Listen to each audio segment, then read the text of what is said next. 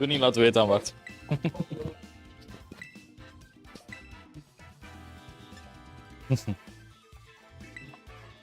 Welcome, ladies and gentlemen. We are back here at our Belgian locals. We just witnessed game 1 of Antonio versus Wart Eekhouten. Both having quite an interesting team, and honestly, this Weezing putting in mad work, being able to make sure that there's no psychic terrain, no sun, no guts, no illusion even on the Zoroark. So all of these options, suddenly, like, you love to use these abilities, but Weezing being able to just make sure that shuts down is quite devastating for Antonio. So let's see if Antonio might adapt here to the sheer offense that this Weezing is carrying, because it is of course a choice specs set. It is able to sail a field for as long as it wants with no psychic terrain either. Your King Gambit is free to Sucker Punch like half of these Pokemon, as it is doing quite a bit as well. So and then of course Wart is really just thriving on these teams that do love having all of their abilities, especially if their entire game plan revolves around it. So what will they have adapted here? I feel like Wart can stick to the same plan, just go with the Weezing, while Antonio might have to focus his offensive prowess onto that Weezing, making sure that is immediately gone. As we have the leads here, it is Gallade and the Executor, both Pokemon able to use Psychic type moves to hit this Galarian Weezing. But apparently it was not even a Executor, but we do now know that there's an Executor in the back. So Dragapult also on the field with a choice band, so being able to Dragon Darts either of these Pokemon do quite a bit of damage. I'm not sure if it's able to take KOs. Sorry, with Terra Dragon Darts onto Gallade, for example, but Zoroark is a quite frail Pokemon, but it might be able to just hang on and then deal massive amount of damage to this Weezing, being able to get rid of that. So in this position, you do have to consider like what is the damage output, of course, of either of these Pokemon. We know that Zoroark is Specs. We know that Gallade itself is Clear Amulet and it has decent enough special attack. Weezing actually opting to switch out, so still these abilities are not gonna affect really, as the King Gambit is able to switch in.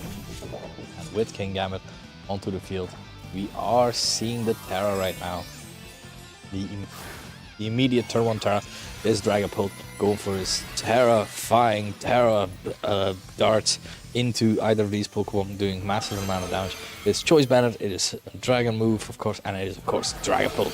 So let's take a look how much this is doing. So one hit, massive amount of damage, but this Gallade still hanging on. Let's see if Zoroark is able to take it. Zoroark is not able to take it, as it is just going down.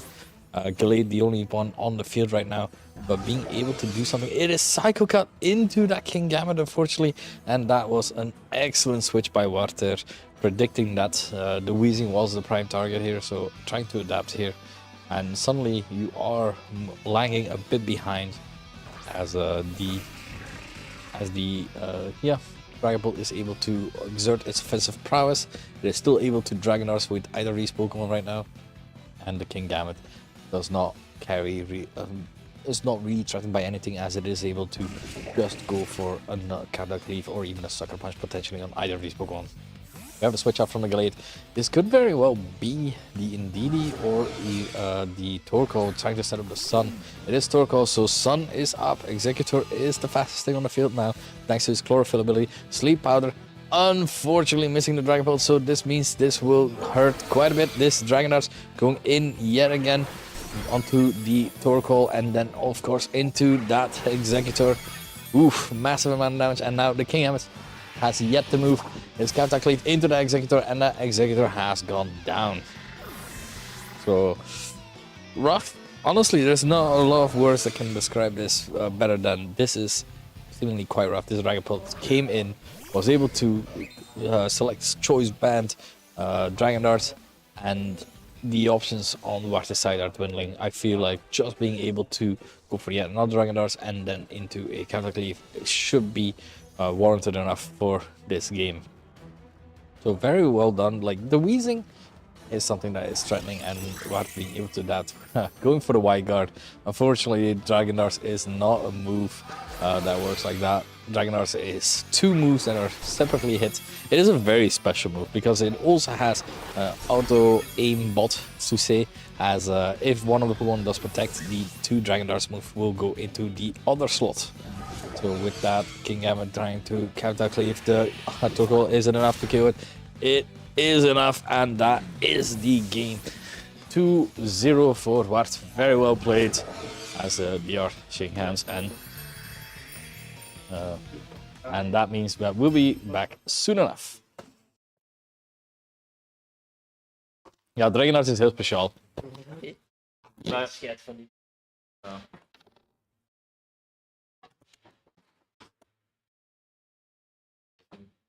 Ja, Weezing is ook hard. De eerste game had je misschien direct met door achter die Weezing moeten zitten. Want ik denk dat je... En dan heb je dat gezien in game 2 van... Oké, ik moet daar effectief achter die Weezing zitten. Ja, en dan heeft hij gewoon heel slim aangepast eigenlijk. Oké. Niet goed ervaren.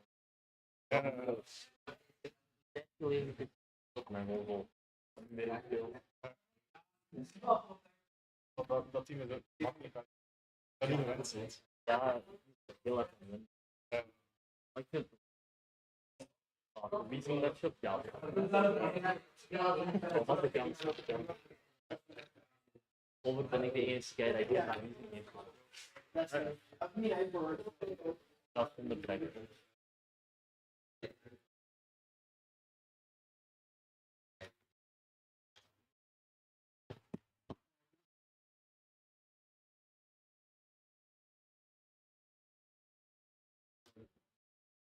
Is dat team ook nog mogelijk? Of ben je dat zelf? Het team dat je hebt. Ja, toch wel. Ja. Ik heb geen aanpassing van mijn kamer. Dat is zo. De enige aanpassing dat ik zou doen, dat is maakt het alleen maar een beetje sneller om water te trekken uit te bieden. En dan doe ik zo'n spel van de opstelling en deze maken. Dan heb ik hier zo'n spel en dan doe je uiteindelijk ik zou niet weten wat ik zou kunnen doen. Ik heb verleden weggewerkt, maar verleden vind ik zo. Aan de overfirst hier. Jij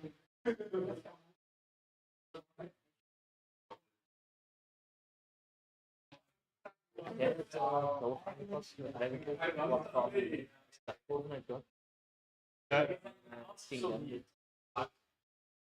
Dat is eigenlijk dat is zo. Want de hoofdprobleem dat ik zo nog had zien, dat was dat ik Weezing. Ik heb ook niks af trekken. En mijn Weezing ging gewoon dood. Dus zo, ik begin, Weezing gaat dood. Ja, Dragonpot. Ik ben gewoon aan Dragonpot. Sneller dan alles, ik klik Dragon Notes, alles gaat af, alles offensief krijgen.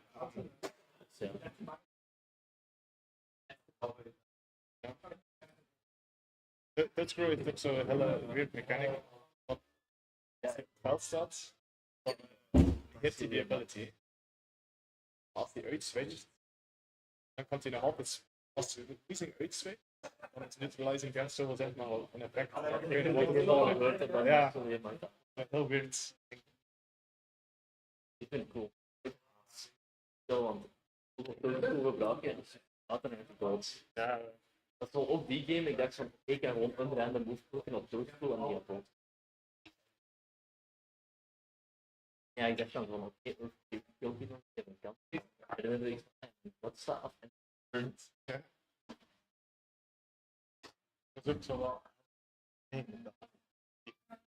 Ja, van, oh, ik heb zo attack dus en je wacht met een attack al beter. Dat is altijd een beetje andersom. Oh, wat zo'n lekker. Ik hoop zelf geen fout. Wat een.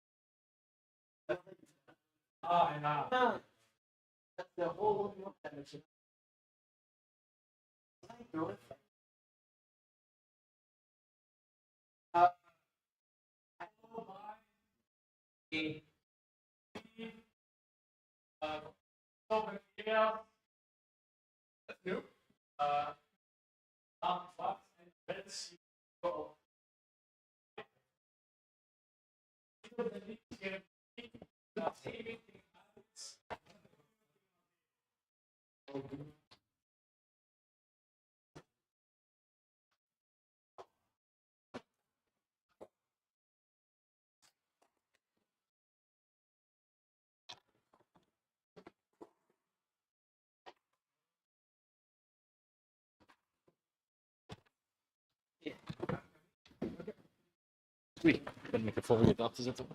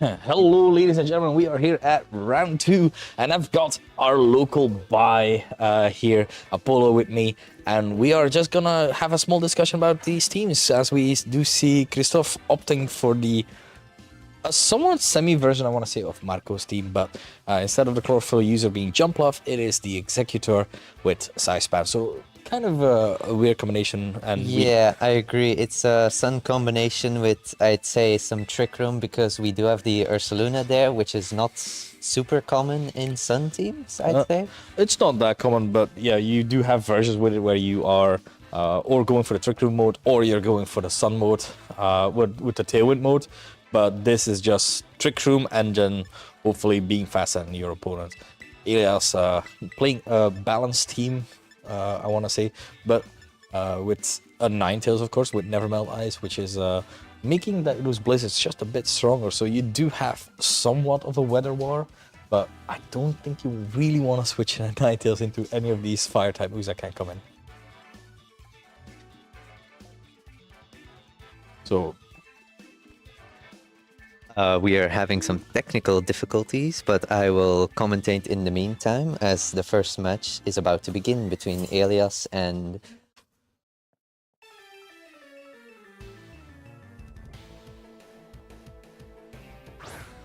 And here we have Indeedee Executor lead. And on Elias's side, we have a Sneasler and Magmar. Now, Psychic Terrain is being set up, which will help the Executor. Now, let's see what will happen here. Overheat could do a lot of damage on Executor, but, of course, Indeedee can always click Follow Me, which is kind of a problem. Sneasler does have to watch out for any Psychic attack from the Executor, or the Indeedee for that fact. Let's see what this turn, how it will play out, shall we?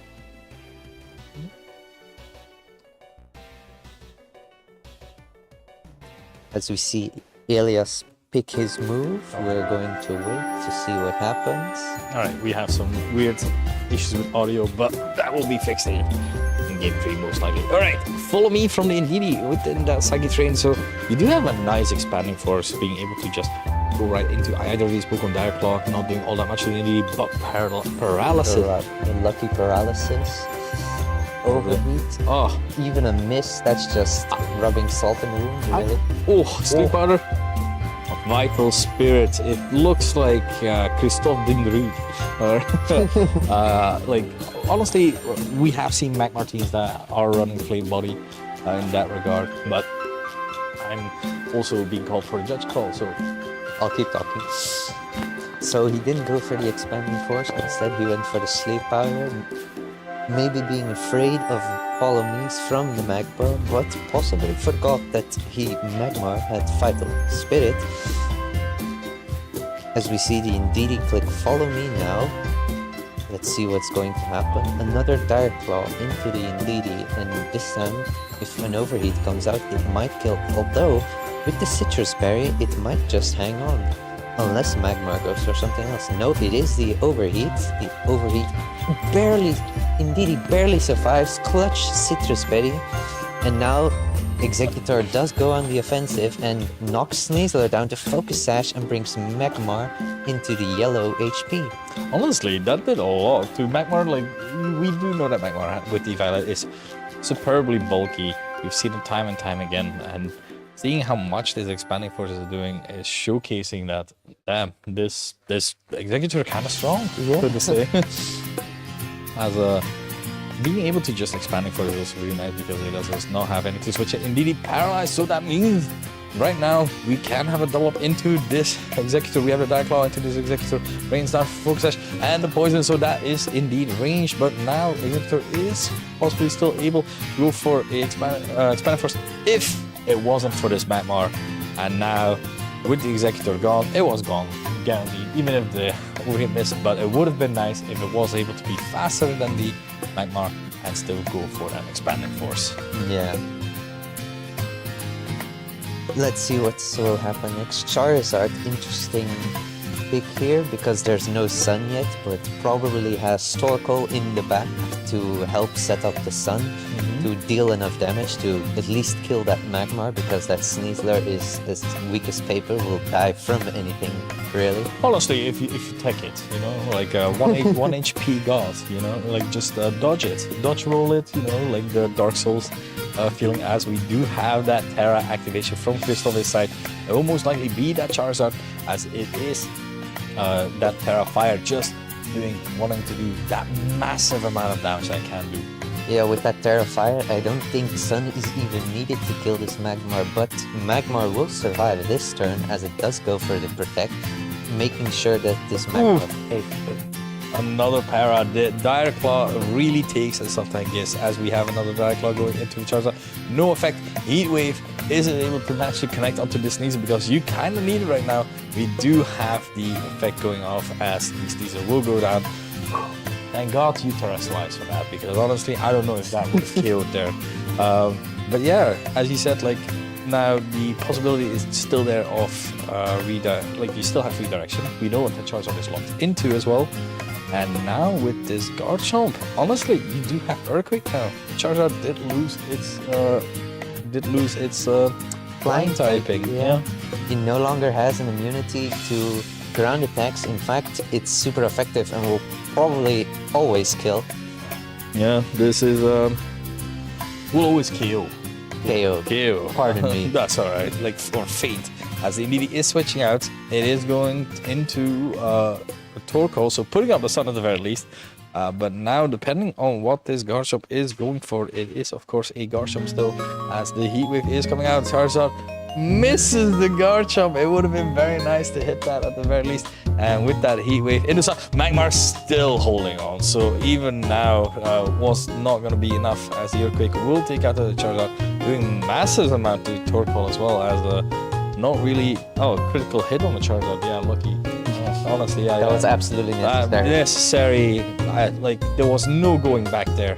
Charizard going down, Magmar going down, and now it's Torkoal and a very paralyzed Indeedee versus the world. While this Garchomp is free to Earthquake left and right as well. Psychic Terrain is gone, but you know who's putting that back up again? Indeedee. But yeah, unfortunately, you're losing your Sun as well, because Elias did bring the Ninetales, and you have the double spread with. So no redirection in the world is gonna be able to help you in this position. So I think personally that like, Ubisoft didn't have the worst tools in hand. It was just the unfortunate paras on the Indeedee was unfortunate. But if we are taking consideration of Dire Claw, maybe Torkoal, well, Indeedee switching out the Indeedee sooner into the Executor might have been nice. Could have helped, yeah, definitely. Also, the Heat Wave miss on Garchomp was very unfortunate. Yeah. But I'm impressed actually by how little that Heat Wave did on Magmar, because we saw how much Expanding Force did. So yeah, this also just proves how much offense that Executor really has. Yeah, exactly. Alright, correct me if I'm wrong. So if you're a Psychic Terrain, you get a boost for your Expanding Force. But you get a boost because you're taking Expanding Force in Psychic Terrain as well. So that's 2 boosts already that you're getting. So it goes to 120 base power move, and then because it is in Psychic Terrain, it goes to 150, I believe. Yeah, I and think that's it is correct. a spread move as well, which is massive. It's just insane, honestly. Like, it's such a good move, and yeah, you know, me personally, I can't play anymore without a Rillaboom. I always need a Boom Boom, you know, like, I need something to get rid of terrain, because if not, I always feel like I lose to the Heart Trick Room with Psychic Terrain as well. Yeah, having played Psychic Terrain myself, I can say for a fact that Rillaboom will always be a thorn in my side. Yeah. Honestly, I want to see what I want to see right now from Elias' side. See, I know that Ubisoft had a lot of fire types, and maybe even a ground type with their Sudan. I don't want to see the Metagross. Hey, Metagross is a fun Pokemon. Metagross, the original clear body Pokemon before Dragon Ball, that is. It's great typing still, like defensively, because Steel typing helps you so much. And within a meta game like this, where you are able to switch up your Sneasler typing could also very well prove to be quite effective. The unfortunate thing about Metagross is just it's kind of slow. True. Does often run Bullet Punch, but I don't know if that's the case here. And I also don't know how much Bullet Punch is gonna help you here exactly. Yeah, that is it's a fair point. I mean, okay, like being honest, Metagross is probably not a very good brain here because yeah, you're in the sun. You do wanna have some answers to it. You do have plenty. Garchomp being very good resist in that regard with that thanks to that dragon typing. But I do think that Kristoff might adapt here because we also saw that Charizard was faster than the Garchomp as well. Yes, not very common because naturally Garchomp is able to outspeed Charizard, but this Charizard was, like you said, faster. Okay. Taking a look here, both of them having an orb on their on their trainer pictures. The lead from Kristoff is going to be the Indeedee and Executor, same lead as earlier, as Elias has opted to just go for the same thing as well. So you do have the option. So we have already discussed, you do have the option of switching Heart to Torkoal, for example. You set up the Sun, and your Executor is fasting alive. But the unfortunate part is you're not killing the Sneasler because it is Focus Sash, and the Magmar takes about half. So Kristoff is just opting to go for that Follow Me, use the hopefully not getting too many paras this time around, as it is no para, not dodging the overheat, Indeedee taking that hit quite nicely, as now it is able to heal off a bit thanks to Citrus Berry. There's always time for a snack. No matter if you're asleep or even paralyzed, there's always time for a snack, as the Expanding Force going out into either of these Pokemon, Sneasler putting him down to his Sash, and as we see, Magmar down to half. It's like exactly game 1, except this time he didn't go for Sleep Powder turn 1 into the Vital Spirit Magmar, which I would say is a big help in this case. It's a good adaptation to not click Sleep Powder on a Pokemon that just doesn't want to sleep. I feel like what's the reason that Magmar can't fall asleep? Is it because his forehead is too big and he's always having headaches? Like, is it just like his existential crisis where he's like, my forehead is too big? Yeah, it just hurts. As now Torkoal is actually switching, so Executor speed will be doubled. Now, important to note, Sneasler's speed is also being doubled thanks to the Unburden right now, because his Focus Sash has been used up. Dark Claw into the Executor. Let's see if there's a secondary effect. There is the para. So hopefully, let's see if this Executor is able to move to KO this Sneasler. At the very least, Expanding Force is coming out, so that means this Sneasler is gonna go down. So the good thing is, you're still able to move technically. The bad thing is, your speed is half. It's like the chlorophyll didn't even matter. It's like it never was there. And it might be removed even if Elias decides to go into a Alolan Ninetales. But it would seem that he does not. Instead, he opts for the Garchomp. Yeah. Trying to have a bit of a slower game with this Ninetales being able to switch in at any time. We've seen how much Earthquake did earlier as well with the Garchomp. About 70% to the Torkoal, which is crazy damage. Because Torkoal is, well, you know, he's a turtle, so you think he's defensive. He'll take 1 or 2, take 50%. But this is live for Garchomp, so very strong. Adamant as well, as we noticed that the Garchomp was slower than the Charizard earlier. Okay, so Torkoal is the one opting to switch out. Oh, this could be Charizard. Yeah, because if you're not terrestrialized, you're still fine in that regard. Charizard might be standing on the floor, but he's giving a standing ovation right now. As Overheat will go into that Executor, and that will go down just as well. That is the end of Executor, and now Kristoff only has Indeedee and Torkoal left. Now, Indeedee is able to switch in. It is able to redirect any Giant Claws, for example, from his Garchomp. We have seen that just in general, the Earthquake will kill Charizard, of course, if it goes for Terra Fire. Magmar is able to survive a Terra Fire in the sun Specs Heat Wave as well around this range. Scarf. Oh, it's Scarf. That would explain it. Yeah, we don't have team sheets, so so we've been just kind of guessing. But that explains why the Magma was able to take that quite decently. And now Elias has the option to potentially switch in the Sun Pokemon, but Kristoff could just do the same. As we do see a Magmar switch into the Ninetales, making sure that Sun Boost is going away, losing the damage for Charizard, but let's see if Kristoff also switches. No, he opts to go for the Follow Me, making sure his Charizard stays safe. But now the Charizard will do a lot of damage to the Ninetales, but barely any damage on the Garchomp. And the Garchomp is now able to, go for the Dragon Claw, get that kill. And now, honestly, this seems fine position for Kristoff, I feel, because Heat Wave, your Scarf Heat Wave, your Torkoal is gonna be able to come in. I don't remember the moveset of this Torkoal, but if it's like Helping Hand or something, Helping Hand, some boosted Terra Fire could very well be the option right now.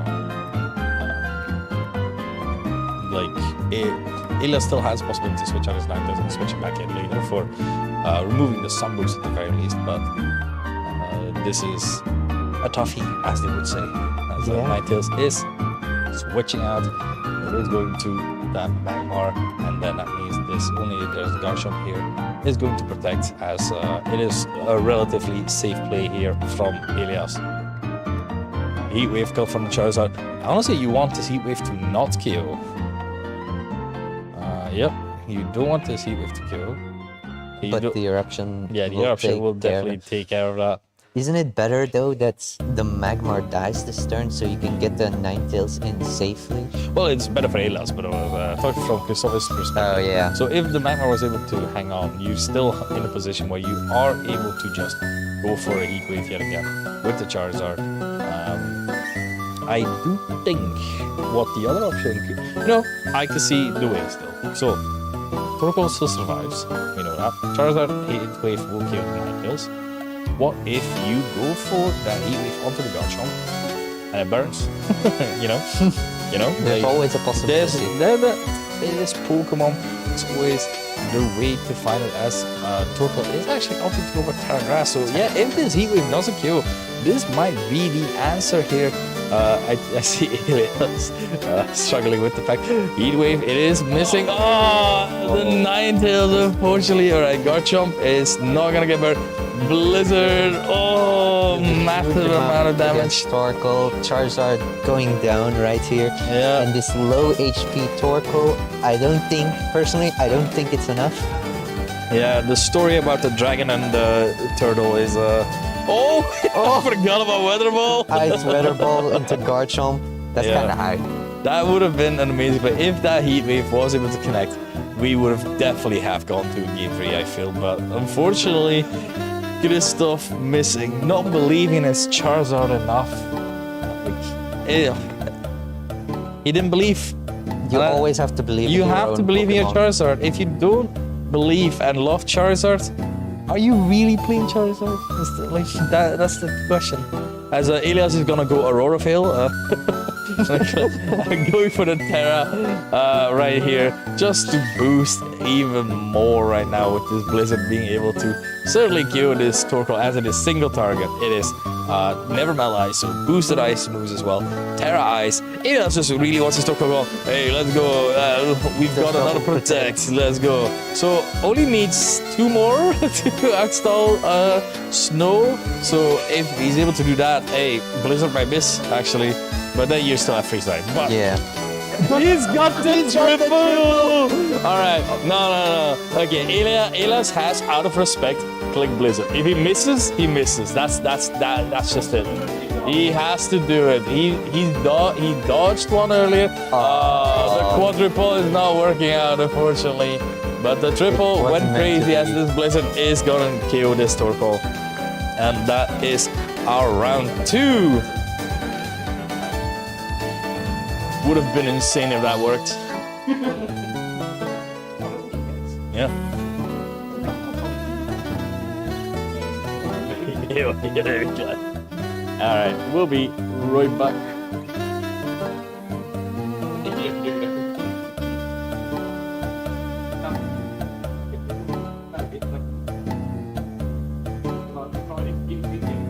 There's no way you get the next. There's no way.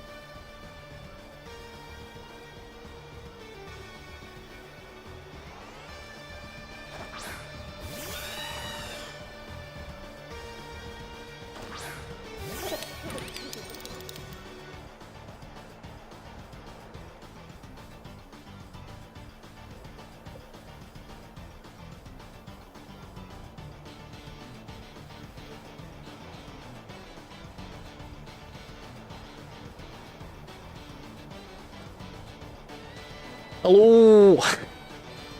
Hello people, sorry for the delay. I just had to attend to some judge business.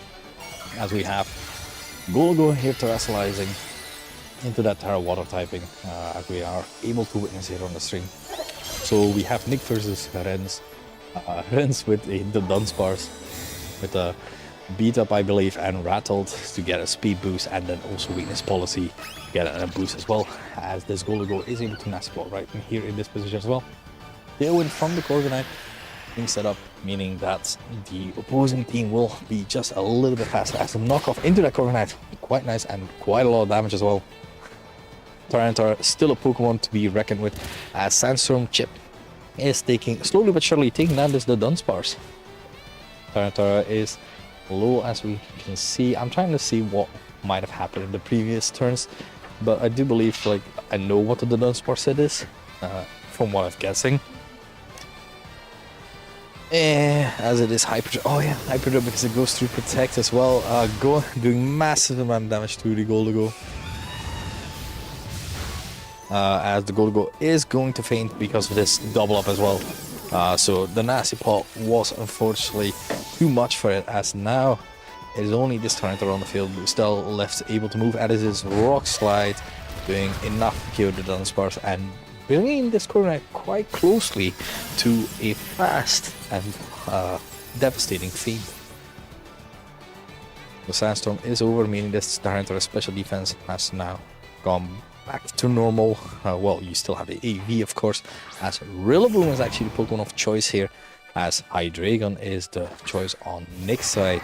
Hydreigon really nice defensive typing, as it is able to just ignore anything this Rillaboom wants to do to it with offensive prowess.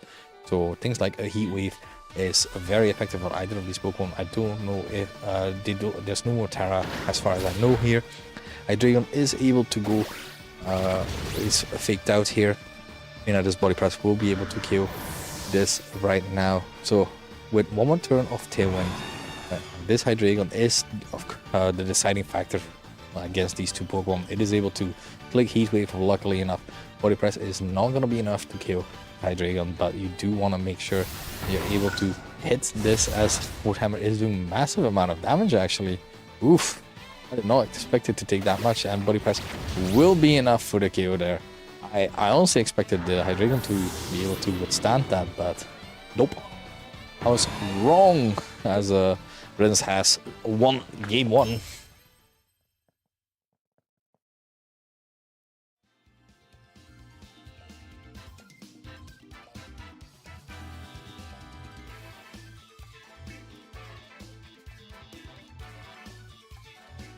Really?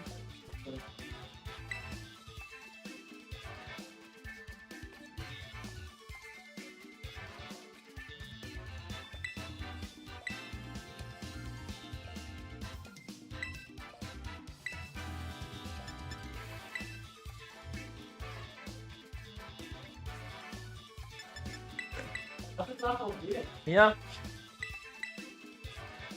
All right. So, Rens is also working on this small challenge that I put out, where I said if anyone can win a challenge or a cup with Weavile, that I would gift them $10 dues to. The only thing was you had to have at least 8 people at the cup or the challenge, meaning it is a bit more difficult, because I had Jamie Boyd that messaged me like, hey, I want a cup, I want a challenge with Weavile. And I was very impressed until he said like, yeah, there were 4 people, and the only rule was you need to have Weavile, win with it, and then there needs to be 8 people at the very least. But now we have seen Spooks be able to win with this, well, just the Dunsparce win, because we have seen Hyper Drill being used. It is the signature move of the Dunsparce, being able to break through Protect. Just a normal type move that is able to be very strong. And I've used the Dunsparce a few times, and it is a funny Pokemon because you have Serene Grace as well. I have encountered it when Ivar was using it as well, with the hellish team that is Thunder Wave, Klefki plus Rock Slide on the the Dunsparce as well. As now there is the Dunsparce and the Weavile, while there's Clefable and of course that Gologo. So you do know that the Clefable is able to redirect with Follow Me, making sure that there's no beat up shenanigans being able to go on, while this Weavile is while this Gologo is able to nasty plot as well. We are aware the Weavile is pressure. That is also quite important fact. So if it is Sash, like Pickpocket is a thing that we used before, but now because we are seeing that it is pressure, Pickpocket is not gonna be a very big thing, as Clefable is just going for that Follow Me, trying to make sure that beat up is going to be redirected, as it is triple axle actually. Let's see if it's three hits as well, as every time this move gets boosted a bit more for every hit, doing very much decent damage to this Gologo, to this Clefable, as this Gologo is able to nasty block as well. And the Dunsparce is able to coil, raising its defense, its attack, and also its accuracy. Now, what this will mean in the face of this Gologo, of course, is another thing, because right now you are able to just go for a Make It Rain. The Weavile is the fastest thing alive. If you get the ability of Rattled off, the Dunsparce will get speed boost as well when hit by a dark type move. So you have to consider that if the Weavile wants to go for a cheeky beat up, while expecting you to Helping Hand, for example, could prove to be very effective. But Nick just sticking to his plan, going for the Follow Me, making sure that there is going to be redirection after Triple Axel is going into the Clefable yet again, and will be able to hang on because there were only 2 hits there. Make It Rain coming out, Weavile will be put down to his Sash, as the Dunsparce is very low as well, as the Dunsparce could very well just go for a Hyper Drill as well, trying to make sure that this drill run. This Clefable is gone, but Clefable still hanging on. Only 2 hits with the Weavile is proving to be very effective, as this Gologo is able to make it rain again, and you are able to just Follow Me again, making sure that this Weavile will go down and that this strategy cannot be used against you as well. You are losing your Clefable in the process, but being able to get rid of 2 Pokemon, I feel that might be worth it, as we are actually seeing a switch out from the Weavile into the Corviknight.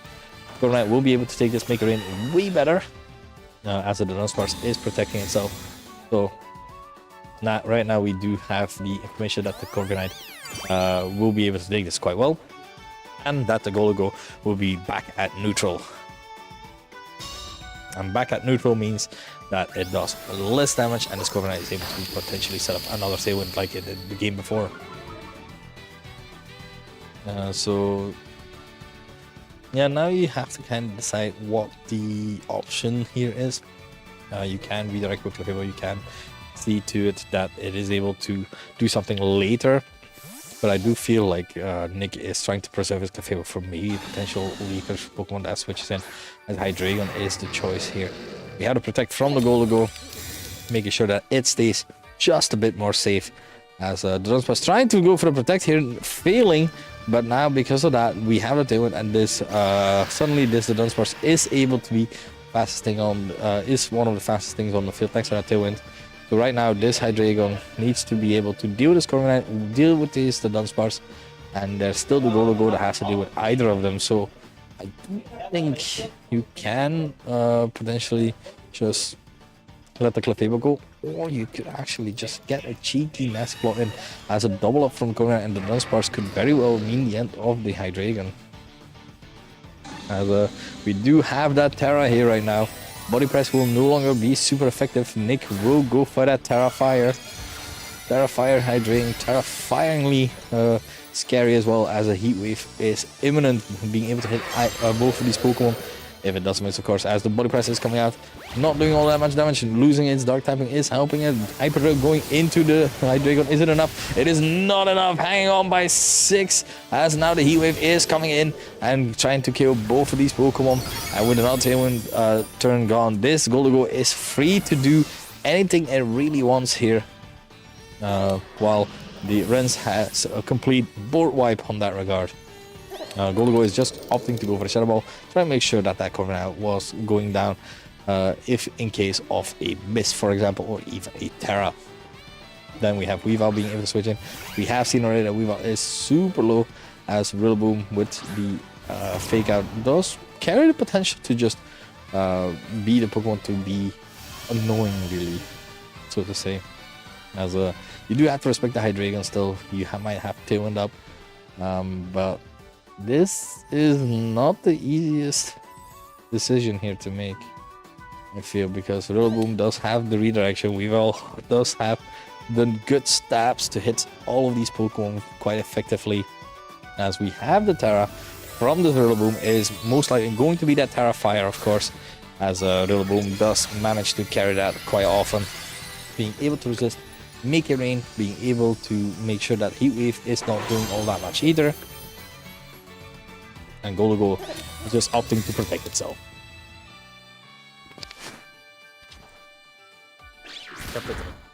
Ik ben er. We willen de goed hebben.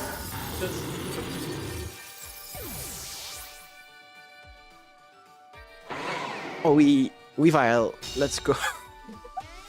Okay. The game state, I don't know the game state. Looking okay. I mean, do we know what if the Weavile has a dark move? Okay, no answer. Okay, perfect. If it doesn't have a dark move, this is a very good position for Nick, because yeah, then Weavile is just a sitting duck here. I mean, I know the Rillaboom has high horsepower, so it will do some damage. No, go ahead. You're doing great. All right. Perfect. So you do have redirection, but Rillaboom is able to just Grass Glide and then a knockoff from, if the Weavile is carrying knockoff, I actually don't know. I don't think it does. I probably beat up from with the strategy with the Dunsparce, but I'm unsure about anything else really, as it's just triple axe and Goligo, so most likely no knockoff. So this Goligo is really the answer here to the problems. But yeah, high horsepower is coming out. I thought it would maybe do that, but not taking the kill is big. Yeah, no KO there onto the Goligo, meaning you are able to redirect with the Clefable and then just set up with the Goligo potentially if you want to. You get that nice healing as well against this Rillaboom. You are now at -1 with the Make It Rain because yeah, we actually plotted that Make It Rain, protect, and Make It Rain. So yeah, -1. Tailwind is over just as well, so this Clefable can be the annoying thing and just redirect once while this Goligo is able to set up, at the very least, because Goligos tend to be faster than most Rillabooms. I'm not saying that it is, I'm just saying that the possibility is very much there, as Nick still has a fully healthy Pokemon in the back. We have the Grass Glide into the Clefable that will be dealing enough damage to KO that, at the very least, as this Goligo is now the answer really to this Rillaboom. Being able to just nasty plot and make sure that it's gonna be able to do enough damage through this Assault Fist. So we see there that the Rillaboom is slower than the Goligo because of the grassy terrain. Exactly, the good observation. So if you look a bit closer, it's like Where's Waldo? If you look a little bit closer, but now with this Garchomp on the field, you are able to Stomping Tantrum this Rillaboom because it is now super effectively. You might be able to be resistant to the Make It Rain, but now the Stomping will certainly deal with this Rillaboom. Just a full-on KO. This is of course Garchomp, life of Garchomp. You have to respect it, and that brings the game to 1-1. Oh, it was 1-0 for the Weavile user. For the Weavile, yeah, Renz was able to win the first game.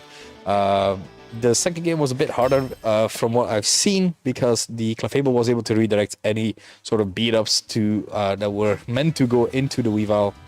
So very well played by Nick there. Also trying to keep his Clefable there in the end.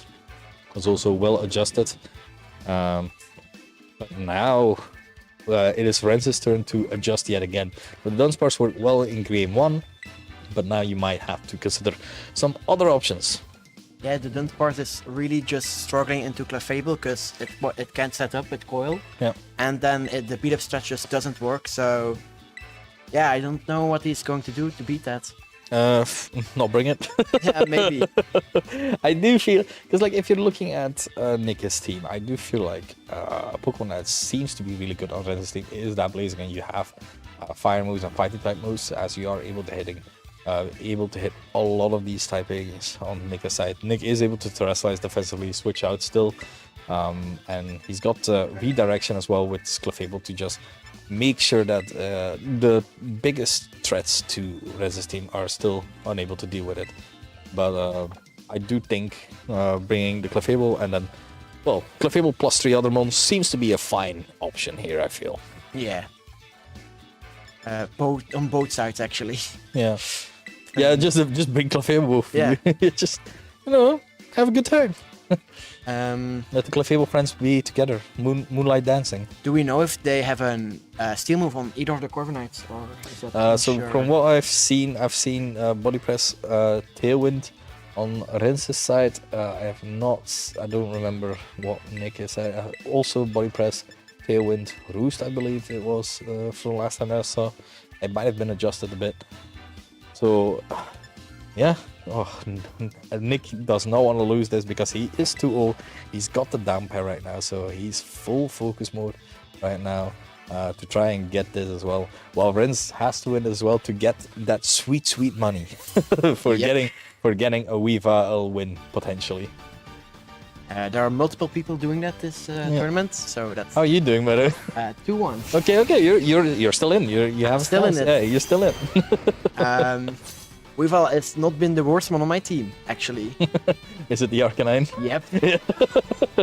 All right, so we have the lead of the Dunsparce and Weavile again. So the redirection is imminent, so to speak. Earlier we saw that triple axle did under half to the Clefable, so you're able to redirect twice at the very least with the Weavile itself. But then you still have this Garchomp here that has to deal somehow with these Pokemon. As Fake Out is actually coming out from this Weavile, trying to make sure that, well, the Sash is broken, that's really good. Yeah. The people going for Phony, so a Coil could very well be the option that Rens has opted to.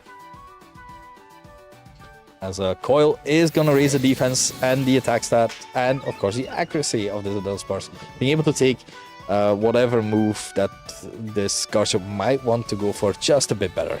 Yeah, it won't help versus the Clefable, but it will help versus the Garchomp. Yeah. Tanking more hits.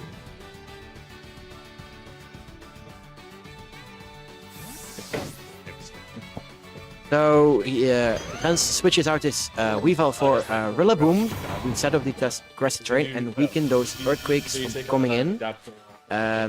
They will do half damage now. If Nick decides to go for Earthquake at least. Stopping Tantrum is not halved by the damage, but goes into the Rillaboom, doing over half of its HP.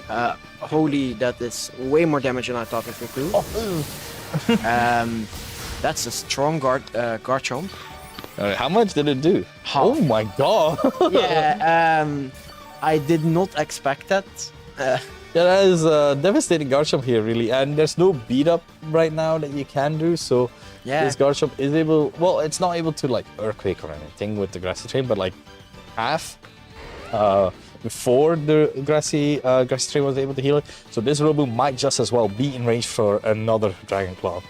And the Clefable is also getting low, so maybe if it's gone, Rens can use his beat up strat to maybe swing the game into his favor. Yeah. But we're seeing now a double protect, probably to protect for the fake outs. Mm-hmm.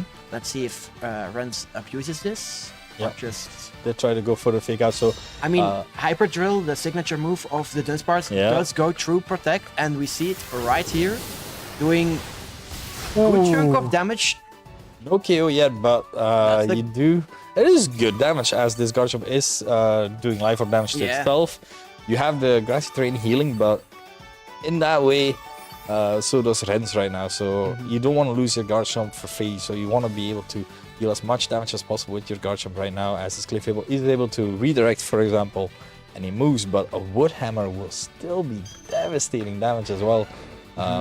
As well as a Hyper Drill. That was kind of the range what the Hyper Drill did to the Clefable then. Yeah. Okay. So. Not that much because of an aware, but still Yeah. a hefty chunk. Yeah, good chunk. So most of the time, Clefables can take like one Wood Hammer, but if it's being chipped down, it is not looking like it is. Oh, barely able to staying take alive. it. Did not go for the follow me, so Moonblast just going into the Dunsparce as a Hyper Drill is going into that Clefable, because if you went for a Protect or even follow me, yeah, the double up would have definitely devastated your Clefable in that regard. So the Golden Go switch is nice in that regard, as you are able to threaten a few things, as well as Hydreigon is able to switch in. And from what we have seen, Hydreigon is a Choice Specs variant. It does carry Heat Wave as well. We have seen that Golden Go is faster than the Dunsparce as well. So you are in a decently good position where you're able to really go on the offensive with these two special attackers. This feels like Reg A. Like just Yeah, these two, definitely. Like, because all of these mons plus Power Rillaboom are in Rec A. Yeah. It's interesting. The Dunsparce still hasn't gotten speed boost from the from Raddolt yet, though Hydreigon can actually activate it with its own dark moves. Oh yeah, true. Or Golden Go if it Shadow Balls into the if it Dara Ghost for some reason. Yeah, just opting to protect. I think this is where Rens wants the Rillaboom to faint, so then Either the that or Weavile, U-turn or something. I don't know if he's carrying U-turn, but the Weavile is able to switch it in. We have the Mega Rain. Is that enough to KO it? Is the question. maybe with Recoil. Oh, Recoil from Woodhammer, maybe. yeah, Woodhammer could very well be. Oh, it's just a high horsepower. For high horsepower. Okay, so in this position, I feel like you're fine. Like, this is honestly still fine for Nick. You are a -1, but like Mega Rain is still gonna do decent damage. If your Heat Wave doesn't miss, It's Draco. If your Draco Emitter doesn't miss, also really nice. So, and I don't think Rens has a lot of switching possibilities here in that regard. No. You have Terra Ghost as your option, and make it rain. Like, you're Terra Fire on the Rillaboom, but make it rain. Even while resisted, this is still gonna kill because you're that low right now. Oh. Okay. Popping the Dunsparce out into Weavile? Corviknight. Okay. that will take the Mega Drain and Draco fairly easy. Yeah. Just getting some chip with the Caressing Glide on the Golden Go. Yeah. Maybe putting in at range of the Triple Axle of the Weavile. Yeah. Or Beat Up, maybe even. Though Yeah. it will lose a Beat Up mon now. Yeah, it's only gonna be 3 hits now, yeah. I feel this is still fine for Nick, because as long as the Weavile plus the Dunsparce aren't on the field, you are still in a position where you are able to deal the damage needed. Corviknight is able to set up the Tailwind though. So And both of the mons on the field on the other side are -1, so Yeah. definitely nerfed in terms of damage. And Nick's last mon is also on his last legs, as the Garchomp is only with 18 HP or something Yeah. without grassy terrain. yeah, so really the resources that you have to use are carefully. You have to be very, very careful here, because I do feel like Terra is your way out here for Nick, as he has to carefully decide when to Terra and what to Terra as well, because Corviknight is able to just go for a Tailwind as the Dragon swaps out, okay. as the Dunsparce is able to just protect here, try to just keep itself safe to not risk any sort of damage. As Golden Go is actually the one opting to protect here. So position-wise, it is the Dunsparce also protecting, and then I feel like we're gonna see a Tailwind. And now Hyper Drill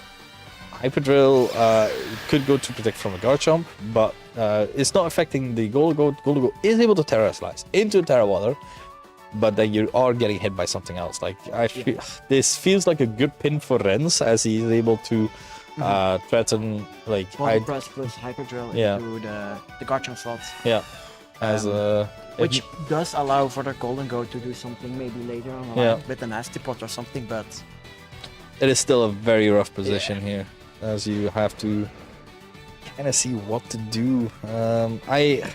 I'm unsure, because this Golden Go is also at -2. but it's not going to do that much damage to either of these mons. No. The Dunsparce not fairly bulky, not the bulkiest mon in the world, but still fairly bulky. Yeah. Okay. It's just a body press into the Garchomp, so right now only the we're gonna be able to see if Rens predicted a Terra or not. It is a Hyper Drill, so Nick correctly deducting that the Hyper Drill was gonna happen as an ice block is set up. So that means that is the first turn of the full Tailwind, so 2 more turns to go. Hydreigon is able to switch in. Unable to protect though, so Yeah. So body press is something that could very well deal with the body, do a lot of damage, and Hyper Drill as well.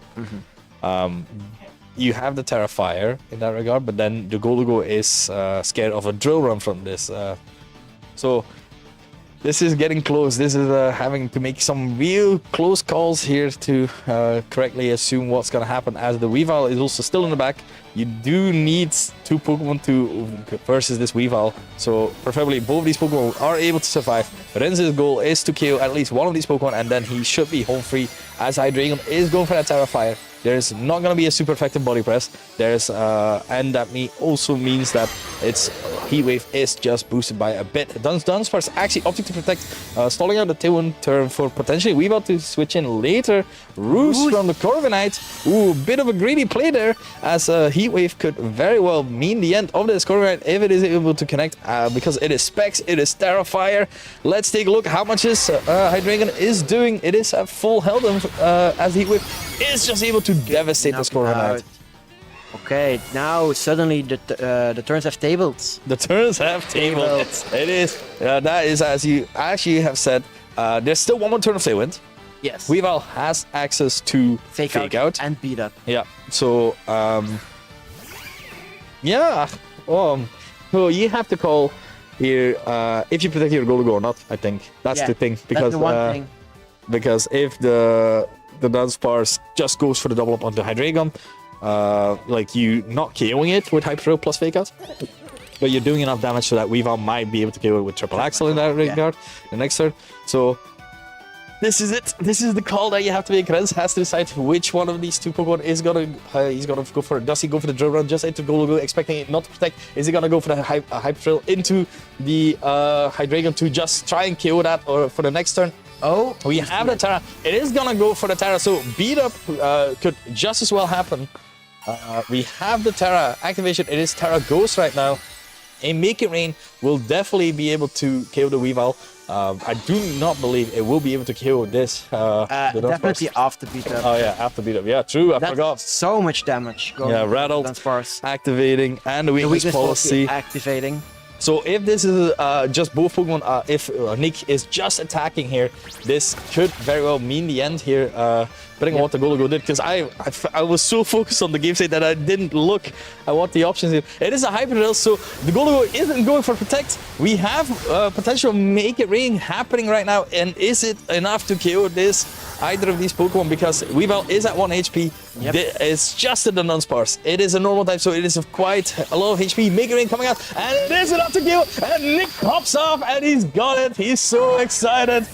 Very good call in that regard, and well played. That was a very close call. Nick confirmed for top 4. Very happy there in that regard. And yeah, just absolutely popped off. Well done there. Yeah.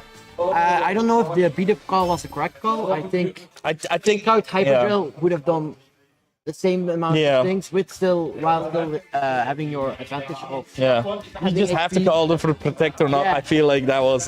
Beat up is just way too greedy, because even if Hyper Drill doesn't pick up the cow, the Triple Axle coming after definitely does. Yeah, exactly. No, I do agree. That was a very clean game. Well played by both players, and we'll be back soon with the following round.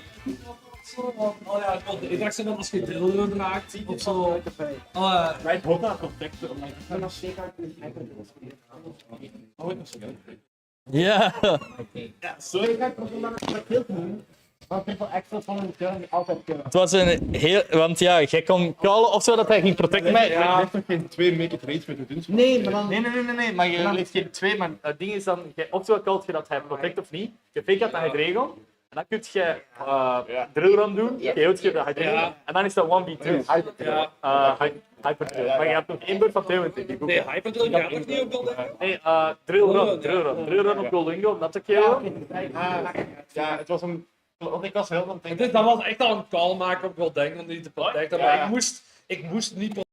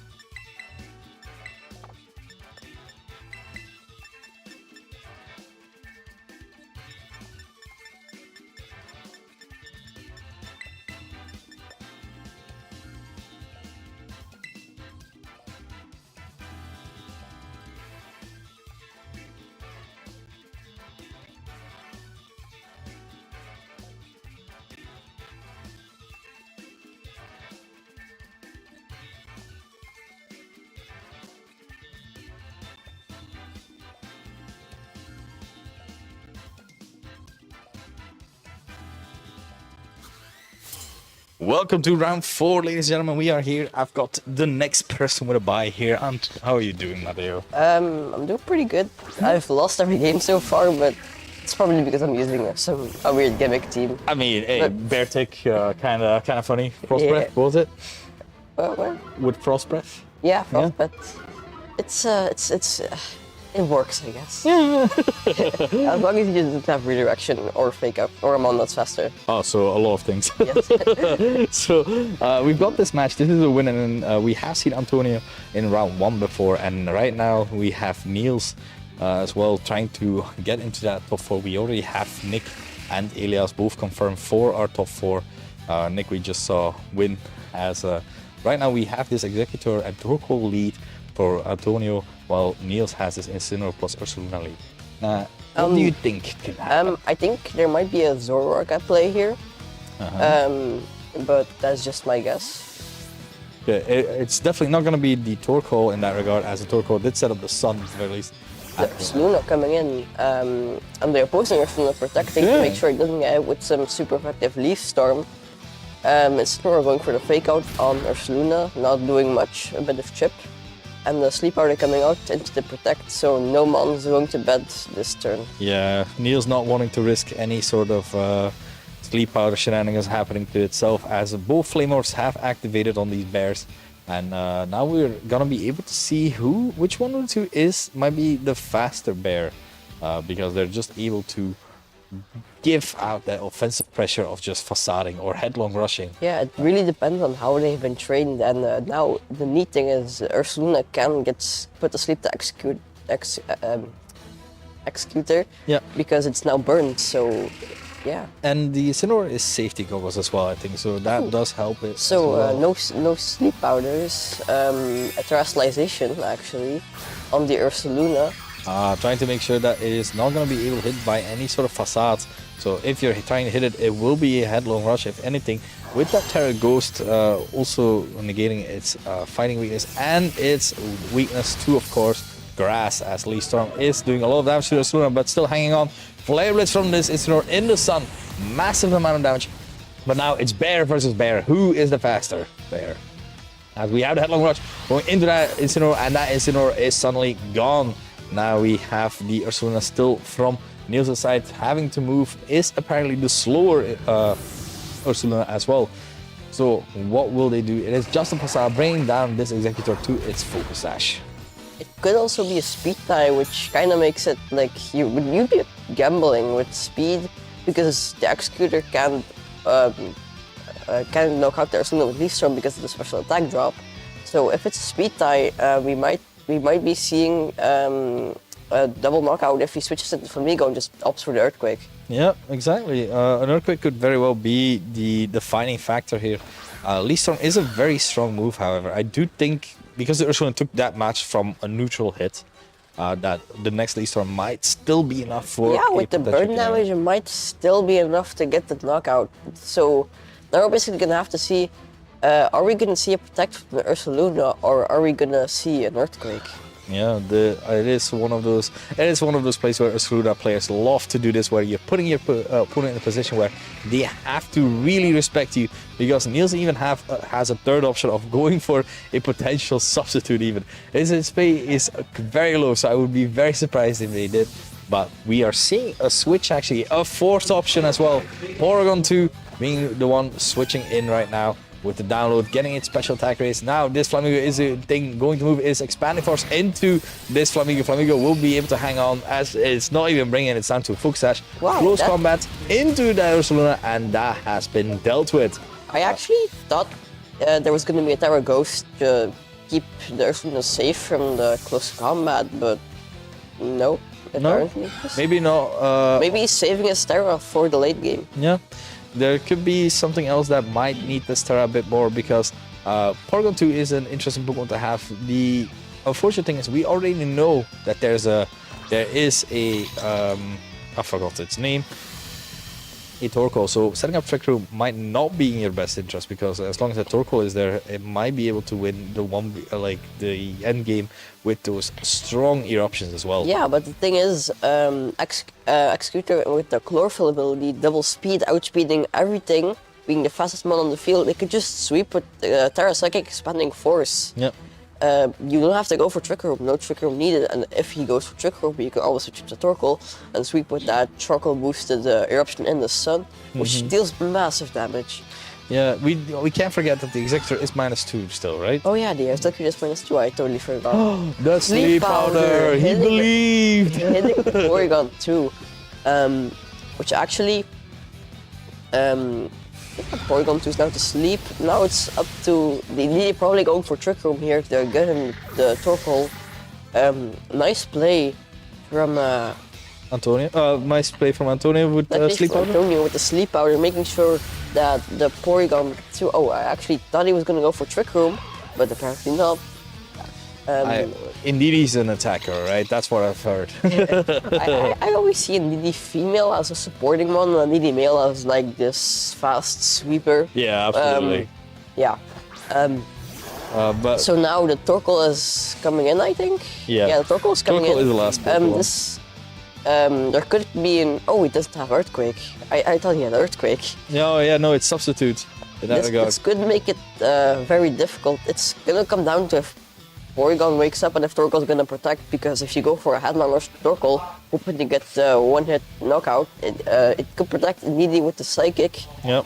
But you could also protect with the Ursaluna baiting out the protect to make sure it can't do that the second time in a row. But if he expects that and just goes for an eruption, Yeah. it's a guessing game. You have to like really. Yeah, I am expecting this Indeedee Oh, to the be Indeedee is faster. Yeah. faster. And that will be Wow. enough with the critical hit on top as well. So it is truly only this Porygon 2 will have to do it. It has to wake up. It has to damage this Torkoal, because Eruption, single target Innocent will still do damage. But Porygon 2 unfortunately can't seem to shake this sleep, as the Weather Ball is actually coming out. Not even wanting to risk the Eruption doing less damage, as that did massive amount of damage. The sun is gone. Going down, which means the Weather Ball or any fire type move for that matter will be dealing less damage. You could always follow me with the Indeedee to make sure the Torkoal doesn't go down and lose HP. You could also go Terra Fire to make sure you still kind of have that effect of the sun, because it's both 50% damage factor. I'm expecting a follow me Eruption play here, making sure that Torkoal doesn't get damaged. Yeah. Yeah, with this follow me. you Probably are means the end for the little duck. Oh, and still in sleep. Unfortunately. Oh As the well. Eruption is coming out. It is not sun boosted, but it is Terra Fire boosted. So let's Massive damage. Yeah, no, it's definitely enough to make this duck go away. The turtle is indeed gonna get the knockout on the duck. You know, it's interesting because we were both thinking about Trick Room being set up, Yeah. but just not even needing it.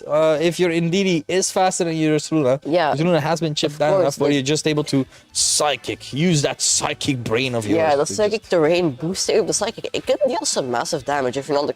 You see Indeedee female, you think, oh, this thing is probably like super bulky, it won't deal any damage. Then the super effective psychic comes down and it just deals more than half of your HP because it's psychic terrain boosted. And psychic is a decently strong move. It's like 90 base power, I believe. Yeah. Which is really strong for a move that doesn't have any bad effects like missing or. No, you can even get a special defense drop in that regard. I do think it is very well used, the Indeedee there, because Yeah, I think- seeing that it was faster and everything. I think that we'll see the same leads on Antonio's side, but some differences. I think maybe you really want to get rid of the Indeedee and before it can get up to some shenanigans. Also, the Executor with the Sleep Powder, really annoying.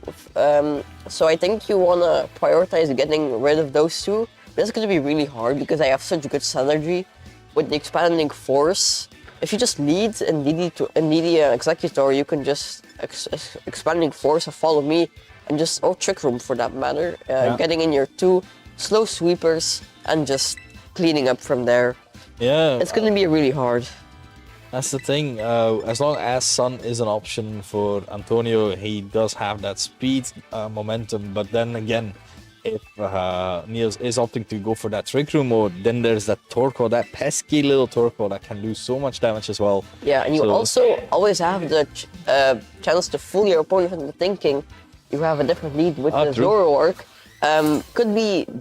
Could have some devastating consequences because I believe that Zoroark has Hyper Beam, Terra Normal, and Choice Specs. Yeah. So it can basically get the knockout with any ball that deems as too threatening. We're going to see the same lead on Antonio's side. I believe it's a different lead on the opposing side. Yeah, as we... The Intimidate coming down, but not mattering, and the Porygon 2 getting a special attack boost, which could deal some damage with that Ice Beam or Terra Blast. Yeah, this is the scary thing because the opponent can't go for a Spore. You do have the potential to fake out with Incineroar, but the unfortunate thing in that regard is the Indeedee can just as well switch in. Yeah, the Indeedee can switch in. We're actually going to see the Porygon 2 switch into Amoonguss, probably expecting the Spore into that slot, and Amoonguss being immune to it. Making sure that the Duck Host doesn't go to sleep again, because we don't want a repeat of that game. No, exactly. That Duck took 3 turns, too many. Coming in, actually, instead of the Flamigo, and that's a the Zoroark. Yeah, it is Zoroark. Knockoff will be able to KO it, but this Torkoal also hasn't moved just yet, and there's just now been a switching into this Amoonguss, so... If he goes for an Eruption, then he can just go for Trick Room and Sweep, because the Amoonguss is usually slower than most of Antonio's team. Ooh, Incineroar barely holding on there. I actually...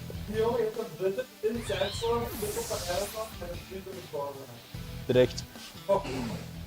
As now, okay, so we do know that in the back there is still that Executor. Your option to switch in your Amoonguss to try and not get Sleep Powder is now unfortunately gone in that regard, as this Executor is now able to Sleep Powder away onto this Ursaluna slot, for example. The real Executor coming in. Yeah. Yeah, I really wasn't expecting the Zoroark. I had an option in my back mind, but I didn't think Antonio would go for it. Yeah, to actually do it is a full-on committal. I did not expect it either. I felt like Executor plus Torkoal was still a very fine lead in that regard. I think if Antonio Terra normaled, it would have been devastating. He would have lost both mons, not losing his Zoroark because it's Terra out of the Ghost weakness, losing its Choice Specs to go for other moves if it wants to. Yeah. That probably would have won him the game on the spot, but he didn't want to risk it, didn't want to play it too risky, and decided to knock off the Terra Normal, still having a huge lead in the situation, but... Leaf Storm going into the protect from the Ursaluna, meaning the Sisteron is the next one to move, is able to knock off at the very least this Executor, putting it down quite low, not to its sash, but at least very low, as this Torkoal is just gonna do what it loves to do, erupt.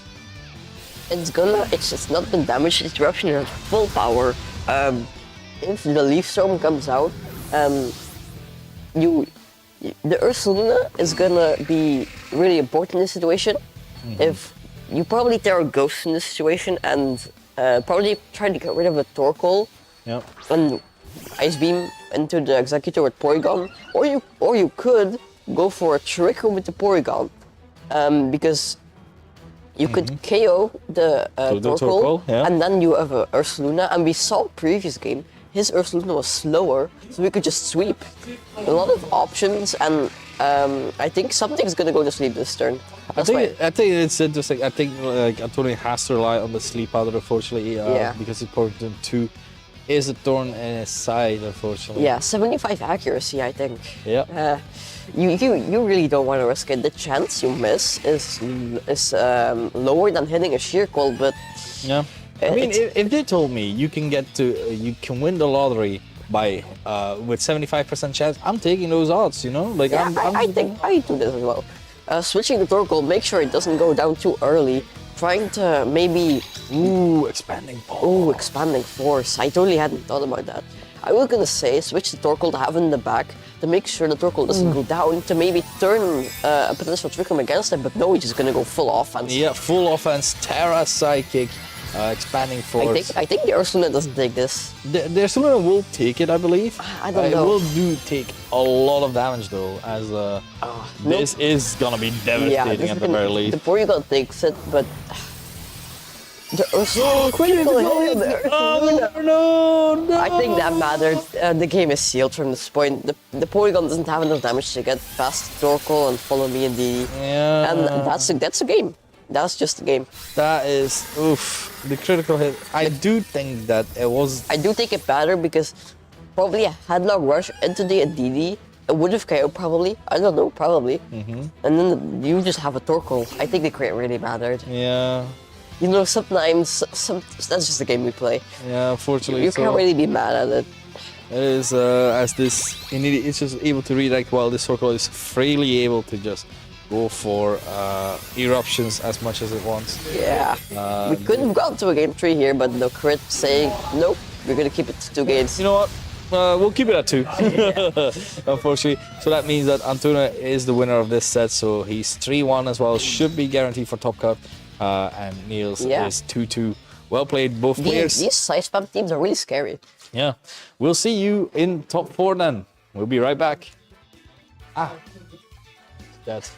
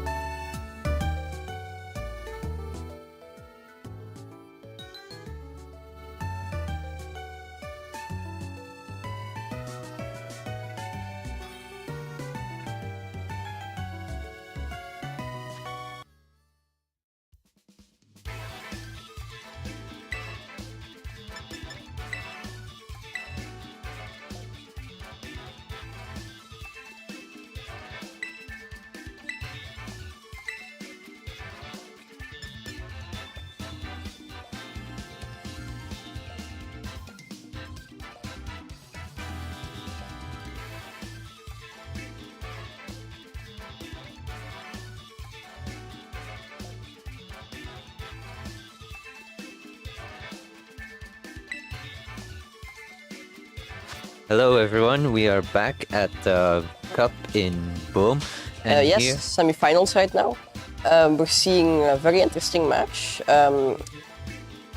We have the Galarian Weezing Toadscruel team, that a version of it that Wolfie had a lot of success with in the Baltimore Regional Championship, and we also saw this in the first match on stream, that Terra Dragon Dragapult dealing a lot of damage. yes indeed, and he's versing against Nick, who is currently running a Sandstream team with Garchomp and Corviknight, and of course there's also Clefable, and Clefable is an amazing Follow Me user, as we all know.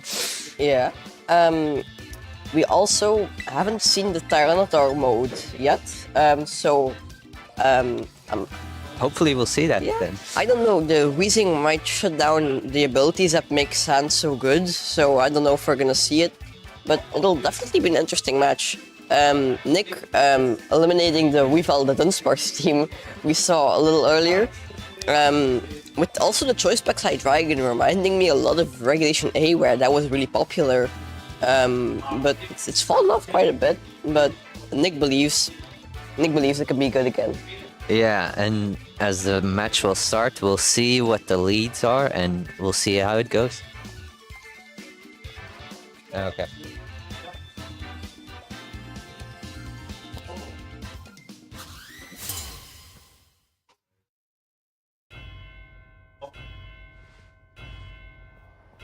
And here we go, the match is starting. It's Clefable and Goldengo against Toadscruel and Weezing. Toadscruel Weezing a classic lead.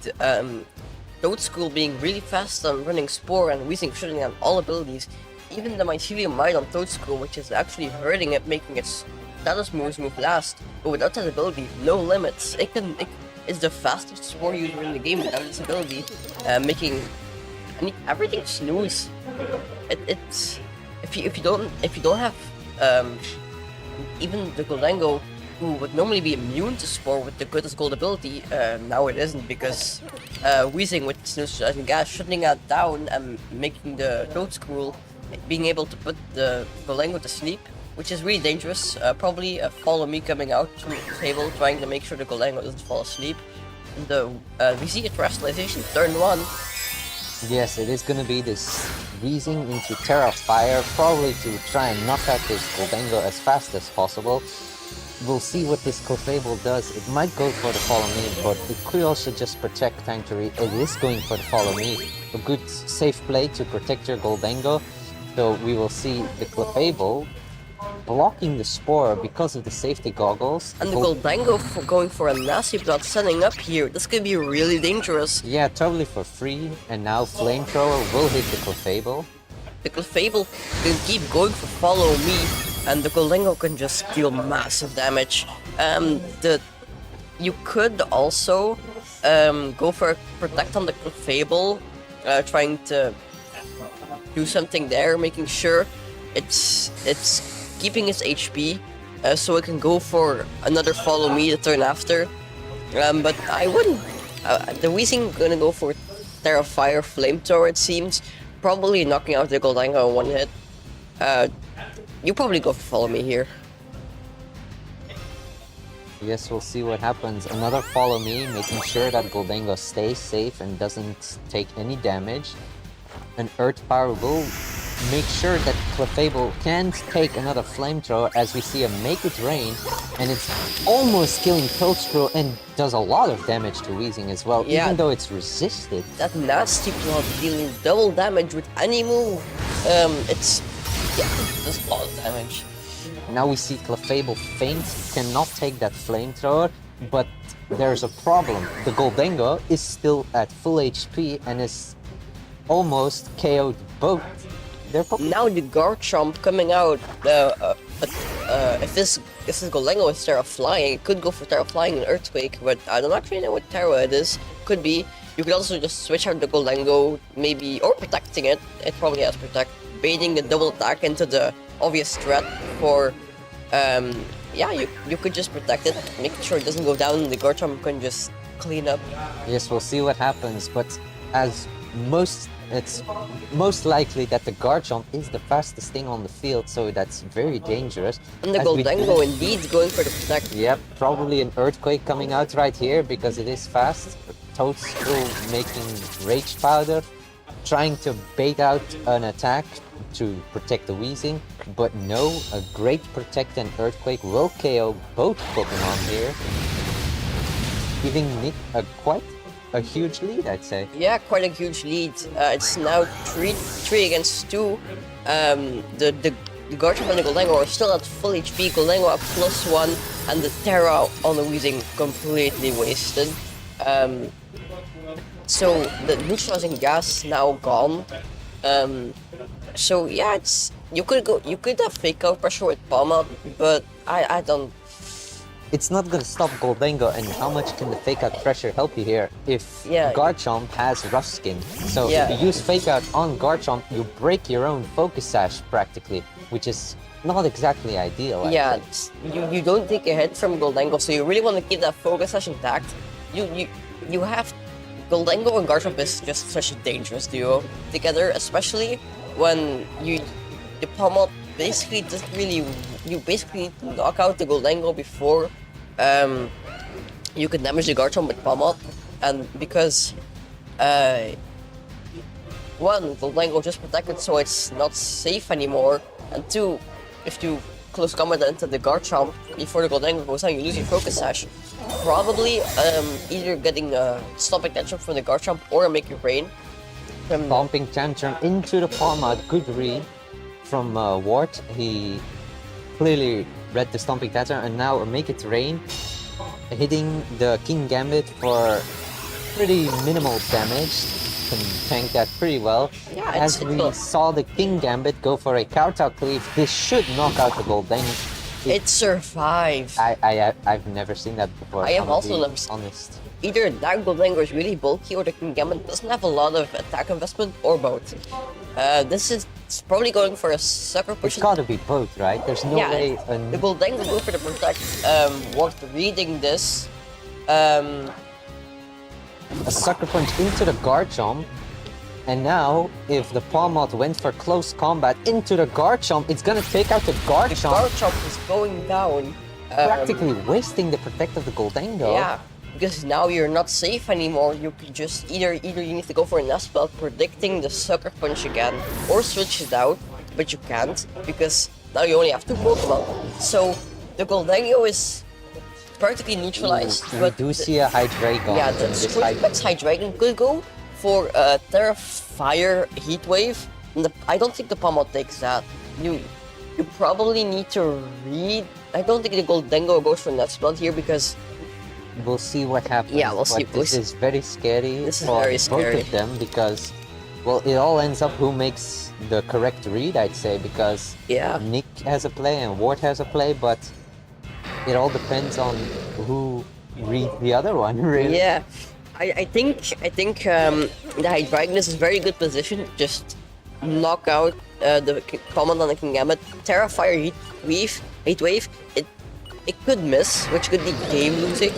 But Alright, we do see the Terra, probably Terra Fire on Yeah, the probably Hydreigon, Terra Fire. like you said. yeah, Terra Fire on the Hydreigon. Probably going for a Heat Wave. Now it's Nah, not. I'm gonna go for Snarl and lower my special attack for my opponent's pommel. Hell yeah. Yeah. Ooh, the Sucker punch. Gambit going for a sucker punch, Dragon. get that damage off, end of a close combat. It gets the knockout. I didn't expect that. I really didn't expect that.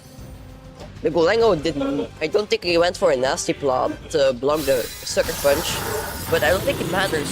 I think the Goldengo, this was just a doesn't have great enough play. firepower. Great It did play go from for Ward. the nasty plot, baiting out the sucker punch into it, which I think that's a sealed game. You can go for a double shock and a sucker punch. Now, You can just keep clicking Sucker Punch and Double Shock, it won't matter. This is a closed game. this yeah, that's- Unfortunate for Nick, but Battle cancel. very good for Ward. yeah. This is It looks like W got a W. yeah. We'll be going to game 2 with 1-0 for Ward. We'll have to see how these trainers adapt to. Let's see if Nick makes any changes to yeah. his lead, because at the beginning of the game, I thought he was doing pretty well, knocking out both the Toadstool and the Weezing. I think he definitely had a lead in the first few turns, but then he lost the lead with the very strong duo of Pokémon and King Gambit, and also just getting.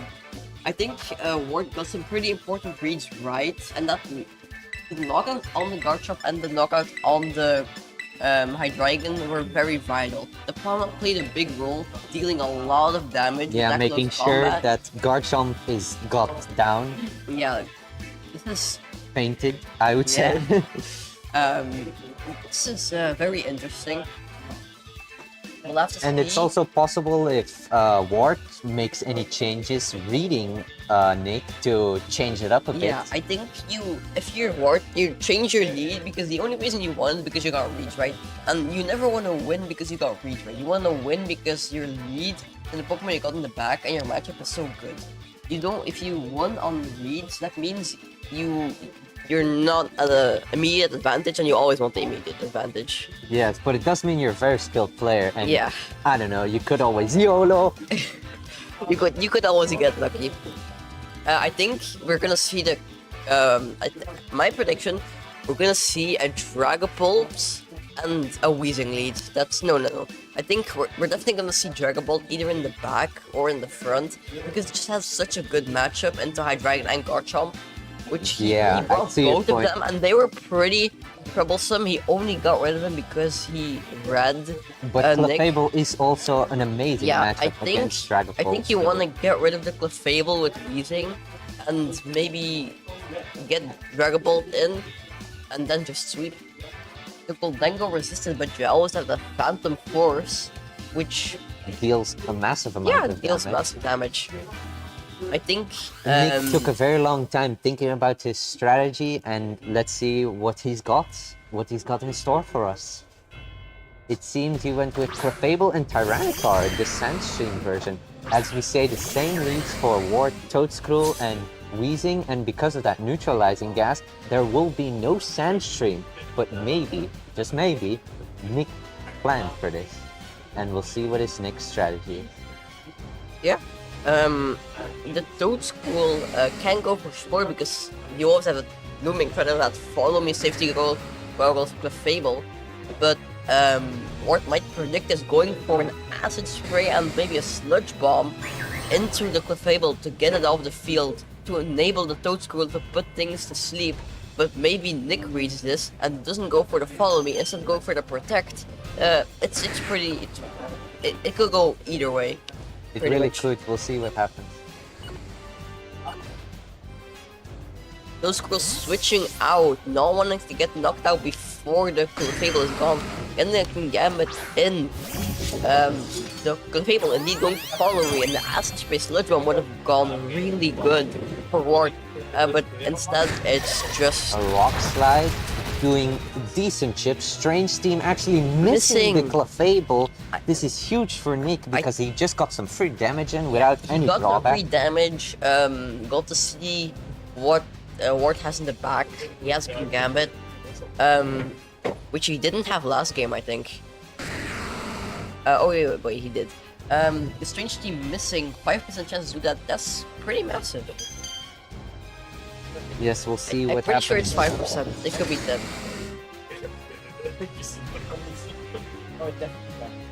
This is a pretty awkward spot here if you're Ward because you basically got You do have a lot of offensive pressure with that King Gambit, but he's opting to switch it back into Toadstool, maybe predicting a lead.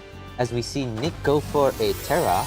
Let's see who he's terrestrializing. It is going to be the Tyranitar, I assume flying type. Yes, that is a flying type Tyranitar. You can tell by the little balloons he has over his head.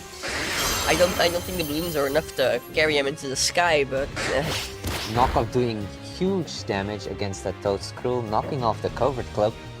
Now a Strange Team going into the Tyranitar, but dealing not as much damage as a Moonblast almost KOs Toadstool.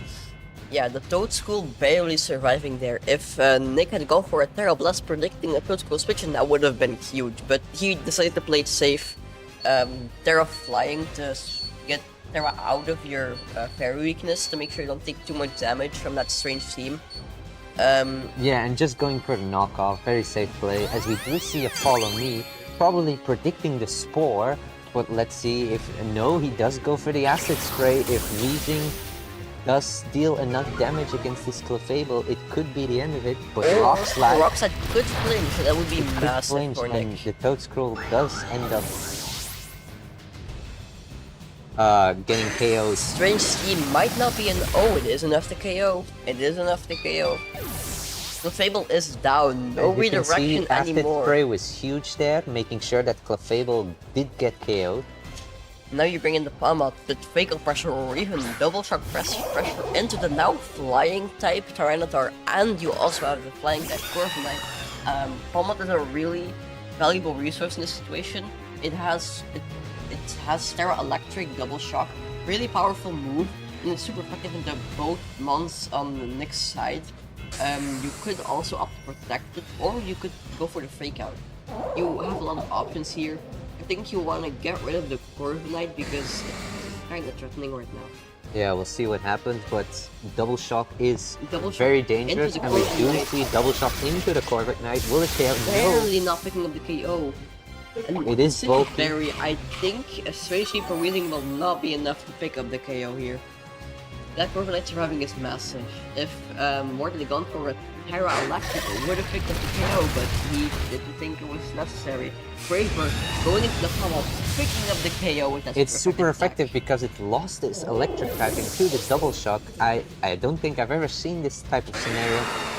But the Brave Bird was... And they Weezing get the flinch flinches. from the Rock Slide. This is massive for Nick. The Palmet is gone. You have the biggest threat on Mort's side is gone. The Palmet. So yeah, it's Now it's a 3 against 2, and the two, Weezing one is- of them has very low HP. the Weezing is low. It can't protect. It's slower than a Tyranitar. I think you're gonna lose the Weezing this turn. Or I think the Corviknight's Body Press quad super effective into the King Gambit. You could go for a Terra Ghost to make it immune. We're gonna see a Terra on the King Gambit, opting for that Terra Ghost. The Tyranitar could go for a knockoff, going for that Terra Ghost, which would be massive. But we'll have to see.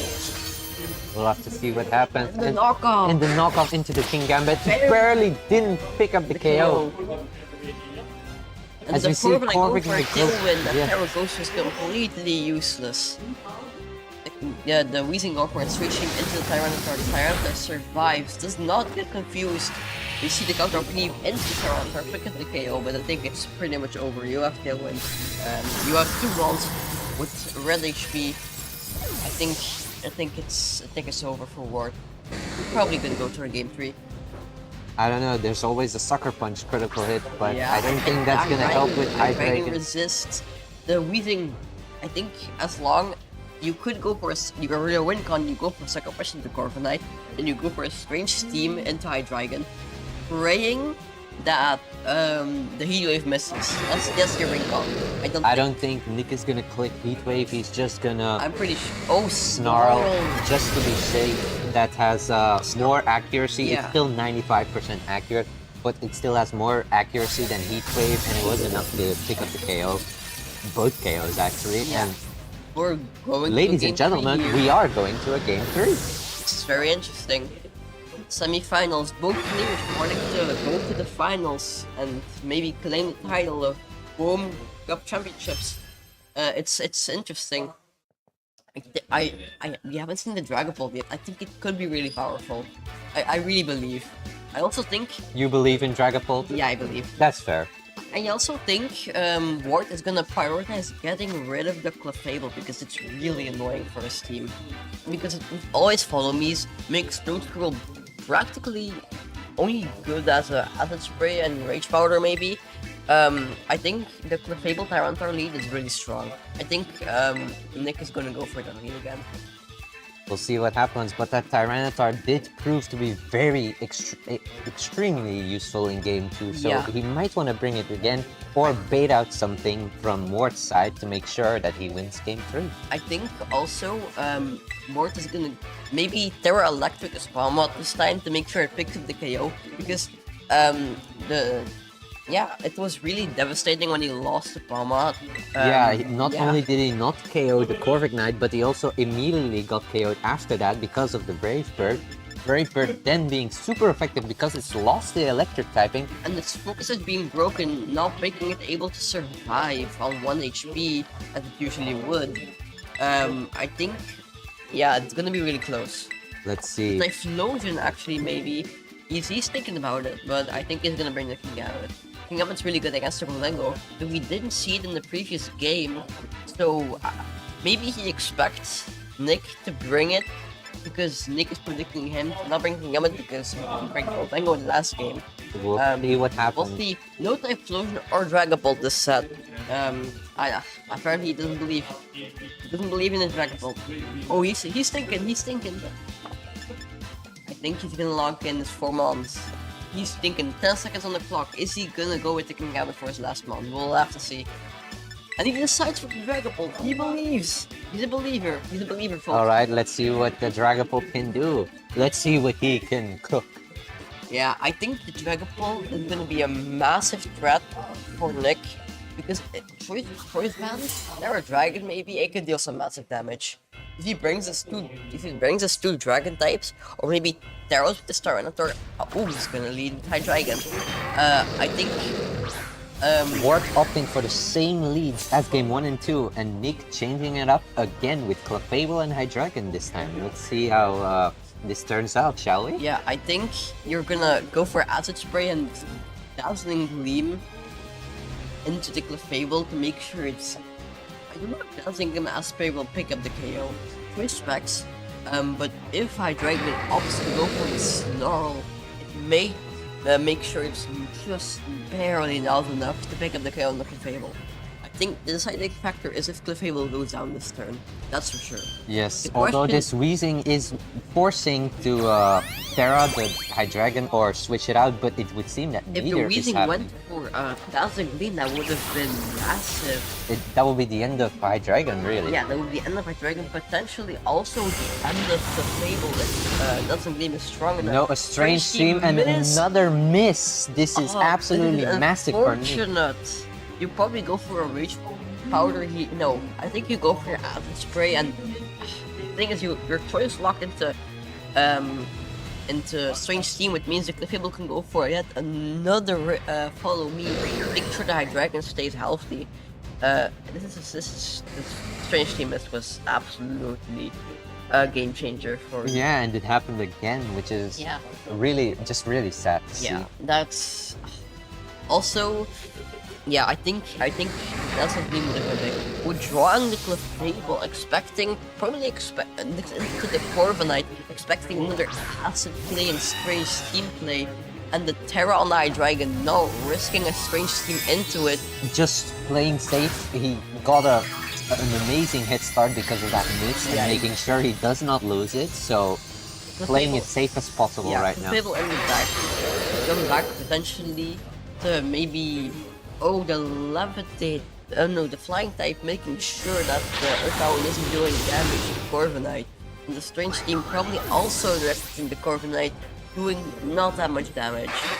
I think these 2 turns have been amazing for Nick.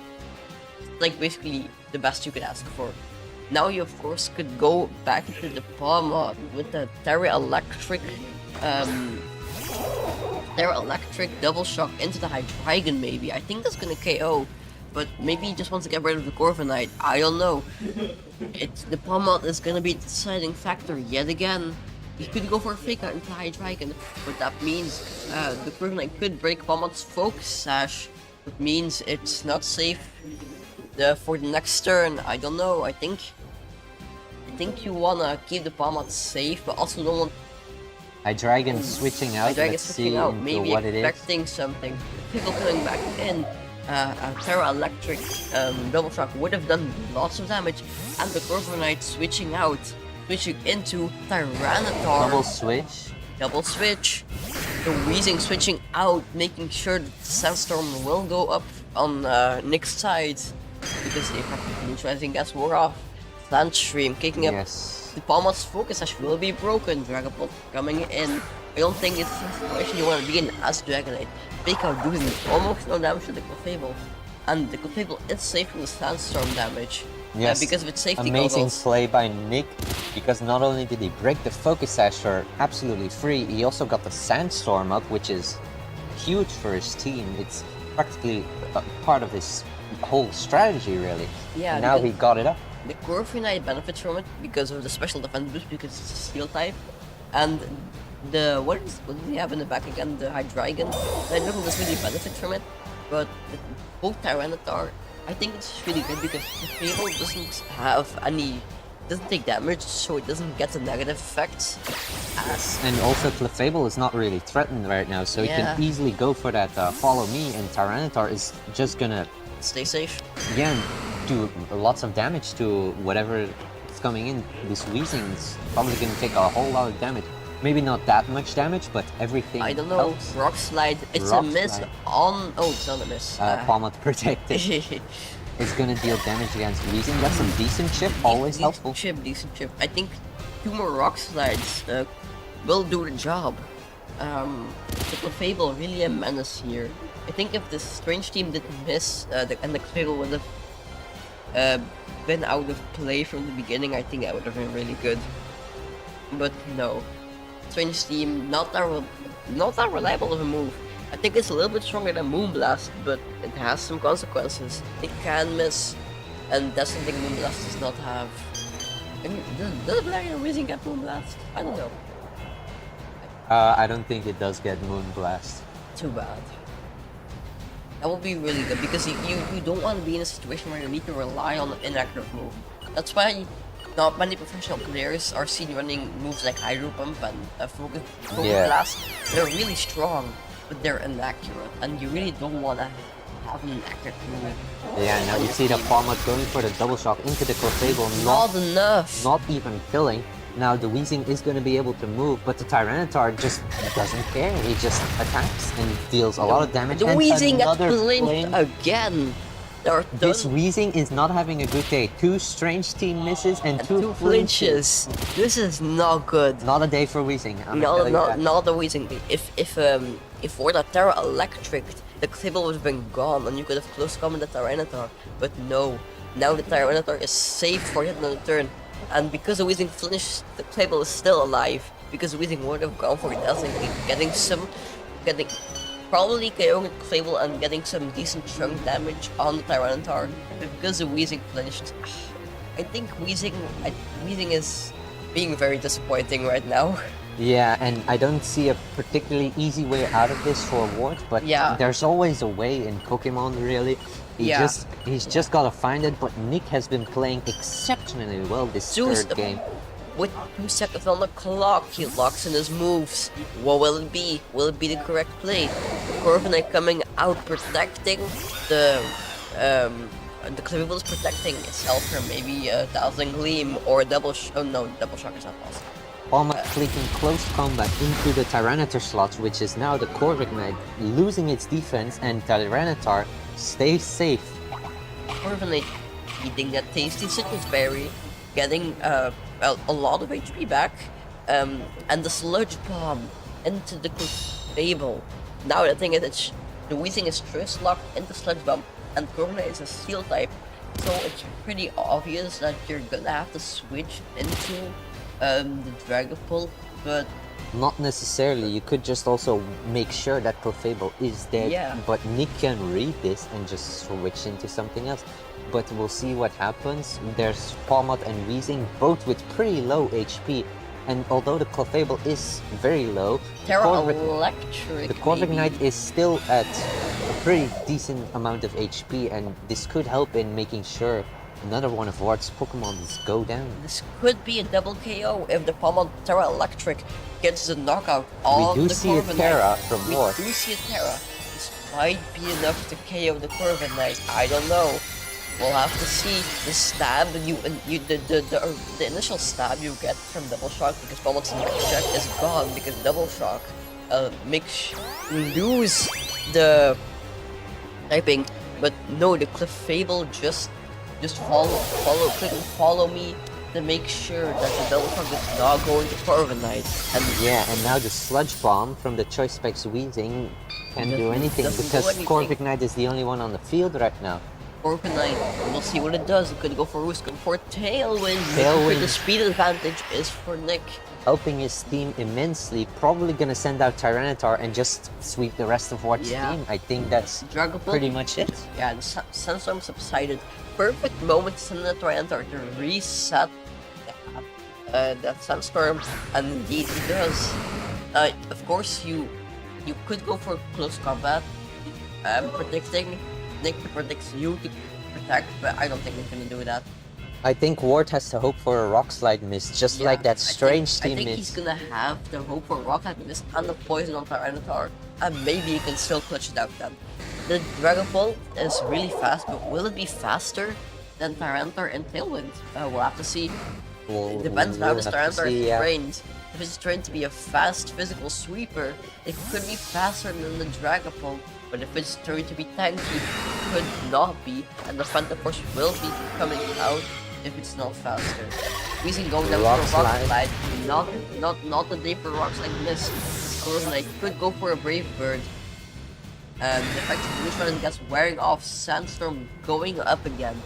And the Roost instead of the Brave Bird, healing at that Corviknight, making sure it's not going down to any neutral attack anytime soon. I think you reset the electric jabs and I have double stab with the Terra Electric Double Shock. I don't think it will matter because It might not matter, but he does have some fake out pressure because he switched out the Palm Yeah, Up. But can he make enough movement forward to make sure he wins this game? It does look very bleak for Ward. yeah, it does look very bad.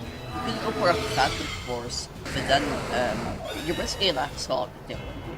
That's like the Tailwind was crucial.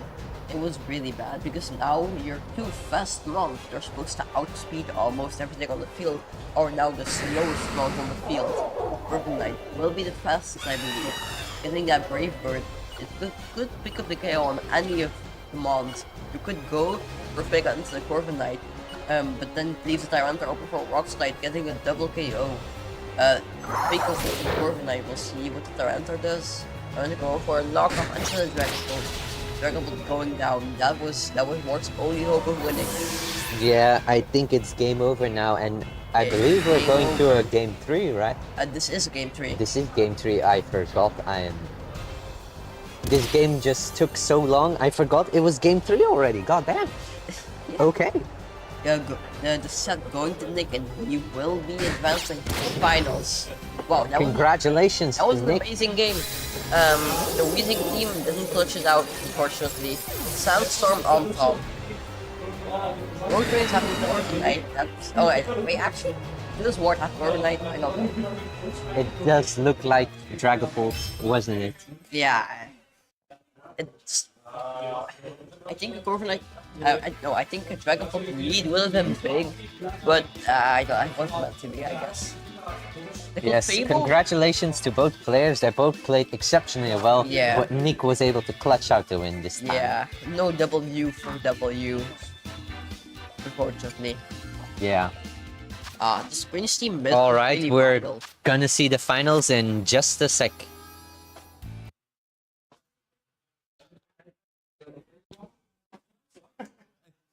Wat was het? Gisteren 50 CP? Alright. Nick. Ja, blijf maar spelen, hè. Ja. Oh.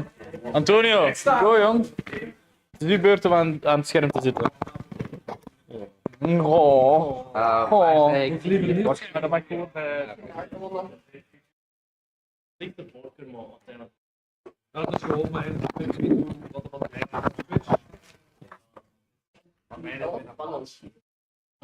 van Nick, het is leuk en ik pak gewoon die oplader in. Dus, ja, want anders moet ik heel de naam doen. Kijk aan mij! Kijk aan de kinderen! Ik denk aan jou. Kijk aan de kinderen!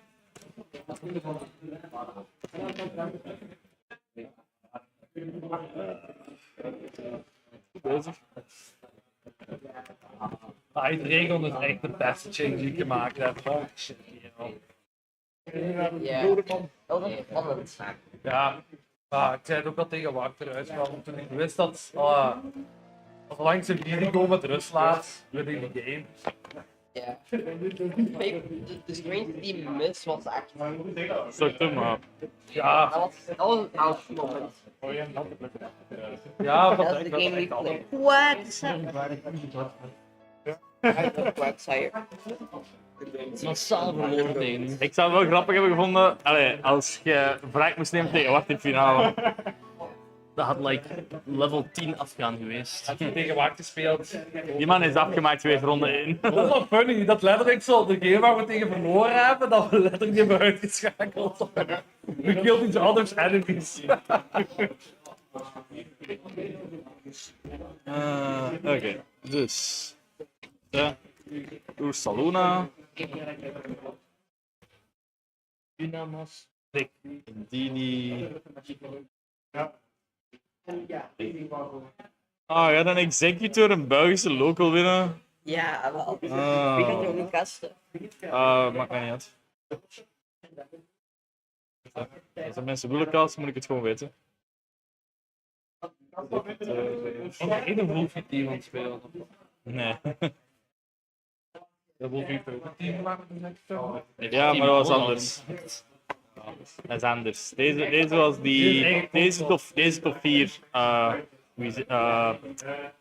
Executor team. Ah, ja. De laatste is Galade.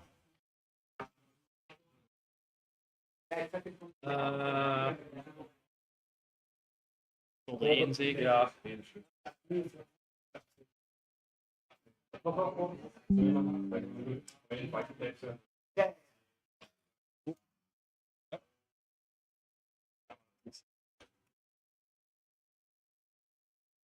Alright, dus wie wil er casten? Nog even wachten op. 2 secondjes, ja. Allee, ik moet dat connecteren, hè. Ja, wel. Ik stap de room menu. Oké. Zijn er mensen die willen casten? Ik wil wel ook opnieuw, maar ik ben het geweest. Ja. Maar ja, dan wil ik vragen of er nog iemand. Ik ben ook net geweest. Maar zij zijn net geweest. Ik ben ook Goed gegaan. Doe maar, ik wil hem ook doen, hè, mannen. Het is een leuke ervaring. Dus gewoon clip on op de dingen. normaal gezien. Ja. Ja, het is zeker te kasten. Heel leuk om te Dan zetten die van u staat al aan. Ja. Oké. Way different from singles. Yes. I'm very good at this. Dan moet je toch een Oh, you moet. Oh, makes a lot more sense. Okay, so it's finals time. Between Nick, Nick and Antonio. We have Seen Nick just now on stream, so we know what he has.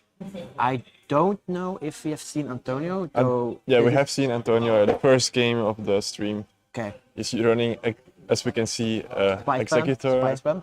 with side spam. Side spam, yes. Side spam, yes. I can talk. And we have a Graphics, Hisui Zoroark. I wonder what Hisui Zoroark does for this. I mean, it's probably going to be the normal choice pack sets. to With just- Hyper Beam. Yeah, to disguise and then just ram something to the ground. Ik denk dat we niet pas gestart. Okay, so I don't know if he's just started, but let's repeat. We're having a finals match between Nick and Antonio. Nick we just saw on stream, and now we are looking at the perspective of Antonio. So Nick is running Sand, and then He's running Sand without Sand user. He's using Tita and Garchomp, yeah, but Garchomp is Rusking. yeah. And he's I mean Corviknight. Corviknight is pretty good. Like there are Pokemon just immune to Sand, but like from what Safety Sand? Goggles, Yeah. Playable. Yeah. And then yeah, So it's here, gonna definitely be a weather war here between Tita and Torkoal. I think the Titar is going to be the biggest piece Yes. here, if you can position it well. Because 'Cause- while Antonio does have some counters, like the Glade and the Ursula are going to hit it hard. We do know Tita is very fast. Yeah. So he probably outspeeds both. It's co-plans on the Glade, so it's Oh. actually going to be. Then it's probably Night Slash too, right? So it actually can hit the Golden Go very hard. Oh yeah. Because normally Glade struggles if it's not Night Slash to hit Golden Go. But with Night Slash, presumably because it's scope lens, right? Yeah. That's a 50% chance to crit. Plus, That's going to be a lot of damage on the other a Night side. Slash gets sharpness boosted, so Yeah. definitely does a lot of Of the damage. Psycho Crit, of course. Oh 'cause, yeah. Oh yeah, a Psychic Cut. So like that's going if he crits, like if he gets some really nice crits, the it's going to be. the Glade looks really strong Yeah. here. I think it's the Definitely. Galate and the T-Tar that are going to be like the main key players here. Positioning them right will give them yeah. the game. So What yeah, do we think Nick will bring? So we definitely think Guitar will come. yeah, and I think Chomp too, because just Yeah. for them, because if it's Night Slash, it's probably not wide guard on the Glade, right? What do we think his way to stop TR is? I feel Big damage. I think it might be Choice Specs High Dragon Yeah. because I mean I think he leads it because Snarl is really strong. You know, maybe the Glade. I don't know. You have played this team. Did the Glade have? don't know. I haven't played it, so I don't know. Did the Glade have wide guard? I'm assuming since we see the scope lens and the thing, I think it might be TR, Night Slash, Psycho Cut, and Sacred Sword. Okay. Assuming with the scope lens. If it's wide guard, it's actually going to be really hard to prevent TR. Antonio from getting a TR because wide guard plus Terra Fairy. Okay, so we do see Hydreigon Clefable lead here. Okay, and we see Ursaluna and Galate as a lead. I That's think. the lead that's very, very offensive. And Oh, we it is see wide guard, so not it's not Night Night Slash. Flash. No, Okay. Night Slash, okay. So it can't actually hit the Golden Go. That means positioning the late is even more important to actually make it worth using. The Ursaluna, of course, is very threatening. Oh yeah. Oh, sorry, Ark, we were dumb. We can't actually talk about that. Oh yeah. right? Sorry. But yeah, the Ursaluna is. Does it's a little bit weird. Does Hyper Pink kill? I don't know if the normal move is going to kill. It's a lot of damage. It's a lot of damage. I don't think it's going for it. I don't think it's going for. Oh, it's going I in. think this is going to. I mean, Hydreigon definitely, but I don't think Clefable I dies. think Clefable dies too. Yeah. With Terrifier here. If this is not follow me, this might be a really big think- knockout for Antonio. I think Nick might predict the Sorrow Arc here. Wide guard is block Snarl. Yes. And also we see Galate going first, so that means Galate is faster than. Okay. Or wait, it's wide guard. No, wide guard is +2 speed priority, right? So I No, think- follow me is +3, so I think it might be tight. No, follow me is Hyper +2. Beam does Follow me is kill. +2. Follow me is Hyper Beam +2. does I don't kill. know what the speed priority of. No, Rage Power is +2. Follow me is +3, I think. No, follow me is +3. Oh. And we And the see Nick Snarl. walking into Snarl. What a really means good- The choice spec Hydreigon. He can't switch up moves. This Galate can freely click wide guard the entire time, and Nick can't really punish it Yeah. with his Hydreigon. Of course, the other one can, but not his Hydreigon. His So- Hydreigon is actually stuck. Now, the Ursaluna, or like Zoroark, obviously just went for the Hyper Beam? Hyper Beam, so it's also, it can't twitch, it can't do anything. So this Corviknight actually looks like a really strong mon setup here to just. I think get this some- turn could like either give it to Antonio or get it back in balance depending on what Nick I does. think it went heavy, I think, on the paper damage on Yes. the Corviknight, because if the Corviknight is able to kill the Oh, the Galate, yeah. the Galate, it's actually really bad. I mean, the Hydreigon can also just go for Snarl to punish the not wide guard clicking of Galate, and then for sure the It's a risky move, yeah. but oh, Oh, okay, the Hydreigon Hydreigon stays stays in. Now goes up, So- actually chunking. I mean, not chunking, killing killing the the Zoroark. Zoroark that will be and revealed. quitting the Galate. That might matter depending on what Nick is going here for here. I feel with the staying in and snarling, I think this definitely is brave words. probably right. Yeah. Okay. So Nick, Antonio really getting punished for not clicking the wide guard there because maybe his Galate lived, and now he also lost his sword and Galate. Yeah. Um, From a very good turn one, it Yeah. goes the turn two really shifted the game here. we've seen it a lot from Nick. Like he really gets like his opponents gets like a very strong sword, and he always claws it back. Always. Yeah. And he keeps rising momentum till the end. So maybe with the right Terra on the Indeedee, he might be able to get a TR here. and then Arsenio, of course, like the strong one that it might do some damage, though it might be a little too late to actually matter. Because the Corviknight still is like a really Wait. Oh no. Wait. That one would actually do Hydreigon. I don't think. I don't think it matters. I don't think that matters. Hydreigon lead showing very strong here. Yeah, Hydreigon showing why it's a great mon here. Just ripping through Antonio's team. Yeah, Yeah, I mean, he had long rushes here, but like, it doesn't matter. it doesn't really matter because it doesn't have strict one up. Ursula is useless. I'm not useless, but It's not it's gonna so give slow. the game back. It's so slow. It won't be able to use its big damage that's known for. So it's So we didn't see Tyranitar for Nick. no, not at all. Even though I we think thought I it think would it's be a strong mon. so I think we might see a shift in team for Antonio with bringing Sun this time Yeah. because Titor wasn't here. I mean, Hydreigon still does a really good job. Yeah, it's at still dealing really with- good I mean, against we Sun didn't mode. see the last one of Nick either, so it might have Didn't been. we? No, we saw Hydreigon, Oh, it might have been Titor. Hydreigon, Lefebvre, and the Corviknight. So it Might have been might have Titor. been Titor. Yes. Then, yeah. So Antonio didn't get to knock out the last month, so he doesn't really get to know what it is. If it was sad, he might have seen I don't think Fassad is killing Hydreigon. Hydreigon. It's not burnt yet. Oh, yeah. Sorry. Okay, never mind then. It's like, yeah, it's a rough spot there for Antonio.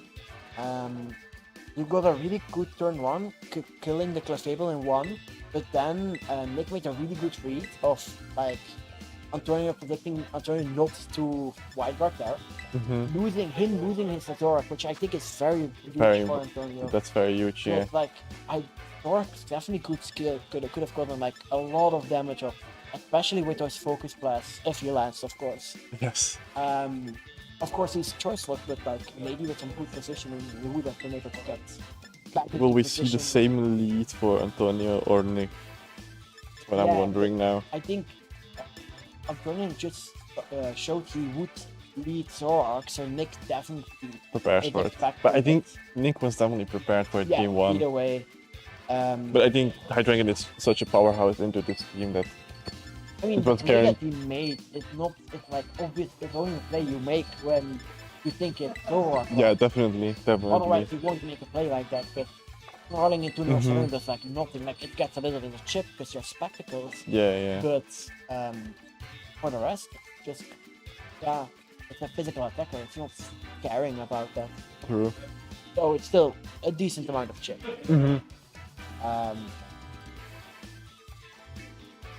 Okay. So now we have to see what Nick and Antonio do to actually adjust to each Okay, other. flip the same lead for Nick. Same lead for Nick and a Different lead for Antonio. Okay. So this is interesting, right? Because Because now you have Torkoal switching pressure. yeah, but the executor can't really like Damage. punish the Hydreigon at all. No, you have sleep hour. Oh no. No, because the safety ball goes in the table, right? Yeah, you're right. So he really needs to remove this either the Clefable or the Hydreigon before like Executor can do anything. Yeah. Because expanding force just get absorbed by the Yes. Tara? You see Tara. I think this is Hydreigon. Yes. Oh, I think Tara away from Dark, making it to be able to hit by that expanding force. he might wants to boost his. Yes. Maybe in Sun, right? Yeah. Here we see the white card coming out from Antonio's side. Follow Follow me. me. Same. So far the same. Printing Synchronous. Hyper Void. Antonio again revealing his Zoroark actually taking Yes. the other side. Oh, but this And time Dark Nick going for Dark Pulse. of the Skull, which is actually a little bit worse for Nick. Nick, because Now he's in a pretty tough position because Yeah, he's yeah. risking a double knockout here. now the Hyper Voice actually threatens a lot of damage on the Hydreigon, and like can maybe like switching into this powerful choice packed sword Hyper. is really rough. Yes, For and, the- and even for Glade, you can't really switch into Glade without risking a lot of damage. Because like we said before, like only Golden really solves that thing. So maybe Nick having Golden in the back and swap into it. Okay, Hydreigon switches out. Let's see what Nick has. Corviknight. Corviknight. Okay. That's like normal resist, so it can take those think- powerful hyper voices. It's now let's Ooh, see. Clefable barely hanging on. Yeah, barely. Ooh, And but it is speed, it's faster. a speed tie. No, I think Wide Guard is +3 then. Oh, okay, So okay. the Clefable is faster than the Let me Glade. Gallade. That's a really huge, that's for, really huge for Antonio. For Tony. Oh no, for Nick. Nick, for Nick. Especially. Because now you threaten like a Tailwind or something. With And the now we see the Corviknight. double executor strategy. The well known. Yeah, so Very well known. which one is the door? I mean, we will never know. But now you're a little bit of a tough spot. But yeah, the Corviknight just sits on every single moment that's left. I mean, at least on the field, right? At least Sleepow is very threatening now since Clefable can take a hit. So either has to switch out or just die to Hyper Voice. True. But at the same time, like, But this Corviknight really carries. It still has a citrus bar, so it's like. yeah, but Corviknight being asleep means it can Brave Bird Executor. True. Or Zorak. You don't want to take the Brave Bird Zorak- either. the Executor being star. Wait, Sash, this really is nice. what for the Yeah, Executor? it's really Terranormal. Uh, This is Zorak, yeah. Terranormal, for a bigger damage boost on those hyper voices. I think Maybe doing some actual really big damage. Clefable on that protecting. Clefable protecting, dodging the normal damage, which would have definitely killed it. Alright. Hyper Voice comes out. I think he wanted see to how much this does to the Corviknight. Okay, barely over sitting how. Yellow and orange, but Corviknight keeping Citrus by making it basically sit there again. Let's see what I think Corviknight he goes and for. he wanted goes to for Brave Bird. Okay. Ooh, Executor barely Bunch of surviving. damage on the Executor. And Executor Getting going Trick for Room. Trick Room.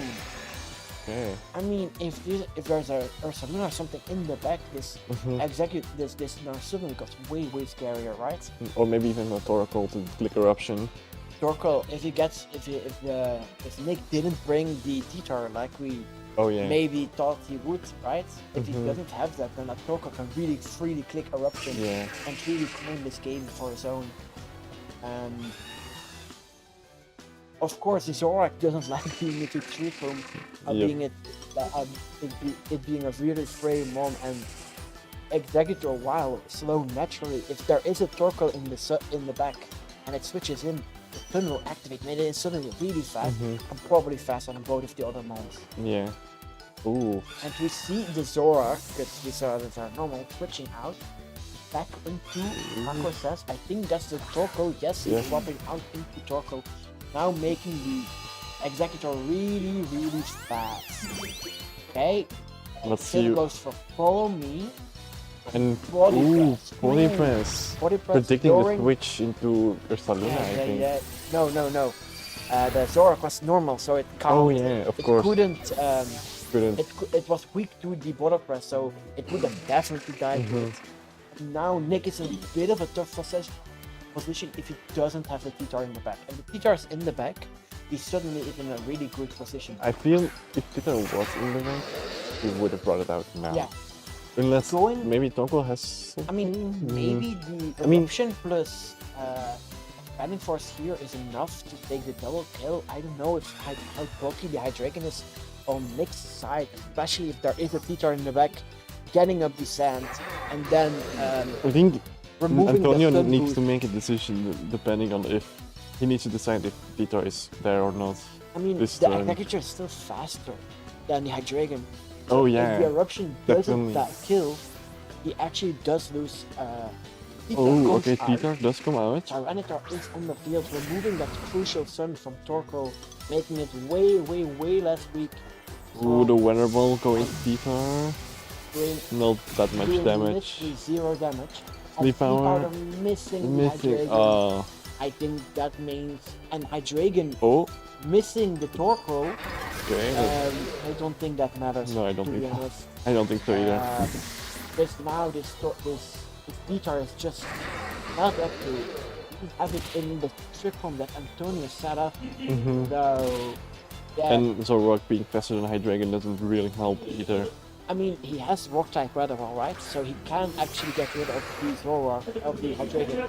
Yes. But the question is, can he get rid of the T-Tar? Because the T-Tar is still sitting there, nice and healthy.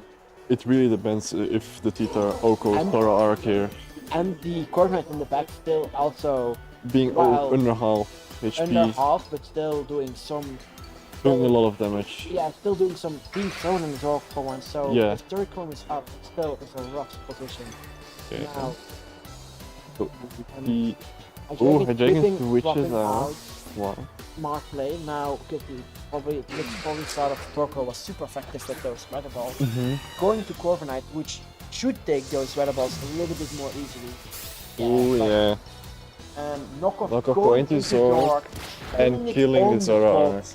Zoroark being a really frail mon, especially because Hisuian is frailer than regular Zoroark. Oh. By a little bit, I think. I might be wrong on that. I think it is. But now this lone turtle facing down two behemoths of Pokemons and not even in his own preferred weather. I think this is perhaps. Yeah. Yeah, Tita just cleans up. Very well played by Nick. Nick Using really, that Tita. Really really that like end game. hiding his Tita in game one, and then bring it out at the right moment, at the right time, so that his the T-Farm is obviously hurting Antonio a good chunk because he did get slow because Nick brought out his set. Yep. But alas, Nick plays really well and really deserves this victory. Yep. Spectrum also ending here, so Torkoal is even There's slower. there's no chance for Yeah. Torkoal here. I didn't come out and just get him with two early Torkoals. Actually, the one that put in a lot of work for Nick. I think Hydreigon was definitely the key player here. Yeah, we thought T-Tar would be the cleat, but Hydreigon actually broke through and Antonio's entire team and let T-Tar actually just shine there. But Hydreigon really pulled his weight there. Corviknight too, because it just struck into everything and just ate Yeah, definitely. everything. Okay. Was it winning the cup? Okay. Golf clap.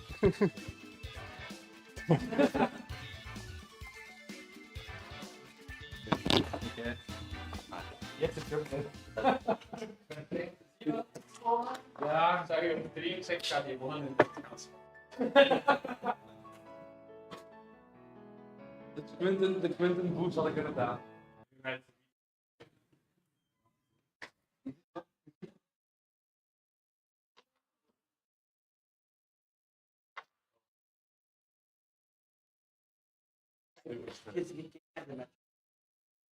Dat die matchup was gewoon. Ja, hij regel was T-Tar, Hydreigon, like dubbel dark, sand, like dat was gewoon. dat is inderdaad. Ja, Ja, inderdaad, ik heb ook gespeeld, ik heb mijn lastig gemaakt. Game 1 had gewoon meer like Ja. Ja, de greedy trickroom daar een Ja. switch was En echt. nee, ik had gewoon net gezien dat het teamje dat was. Oh. Ja, Ja. als ik zei dat het slecht was, dan de Whiteguard every day of the week. Ja, natuurlijk. Ja. Ja. Ook deze geen break. Nee. Zijn mensen dan niet meer in de challenge? Ik denk, ik heb Ja, ik ga het mee doen.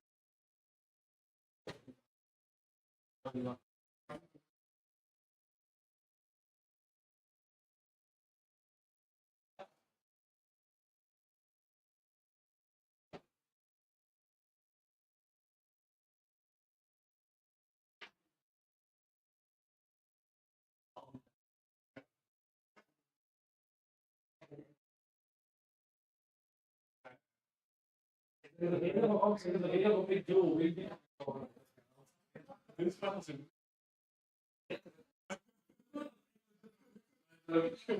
How hard it was, it really was. Dat is gewoon. Je weet wat dat wil doen, maar gewoon dat wel. Ja, ik weet niet hoe je de dingen van. Ja, nee, ik val het niet, maar natuurlijk anticipeer ik dat op, maar ik kan het ook zien. Als je gaat gebeuren. Als je niet doet en ik krijg het wel aan, dan... Ja, maar dan is het gewoon 3-1. Maar je weet wel dat je gewoon... Ja, dat weet ik nu, ja. Dat doet echt 87%. Ja, dat is echt even wel. Dus daar helemaal... Vooral dat eerst... Dan denk ik dat het te doen. Ja, want ik krijg dat moet je daar moeten voor doen. Op een manier dat ik ooit tegen de rustbank die had één keer ook met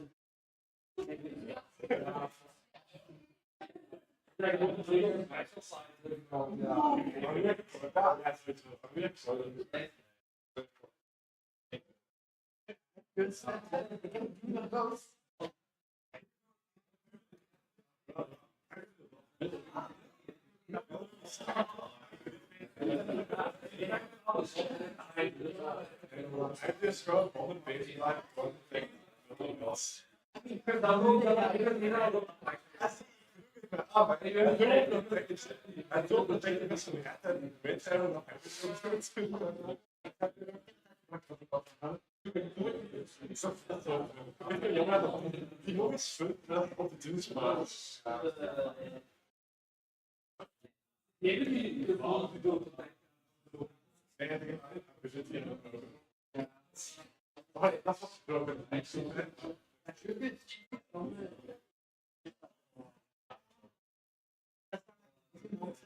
Ja, dat zou de kant moeten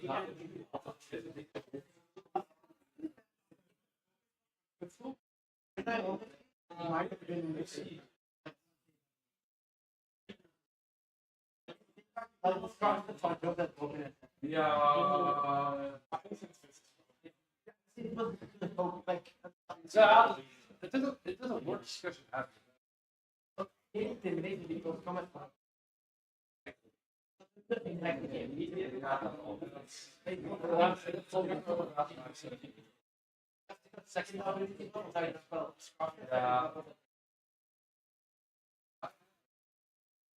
ik denk dat ze het ja, maar ik denk dat het gewoon met de nerven, dat ik ook al twee tegelijkertijd heb.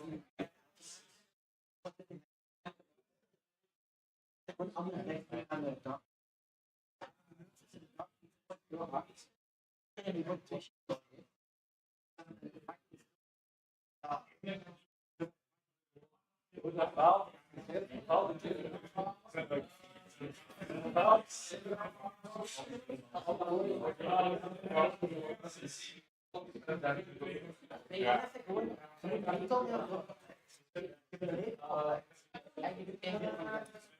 Maar het feit dat ik toch wel dat daar staat die jongen van de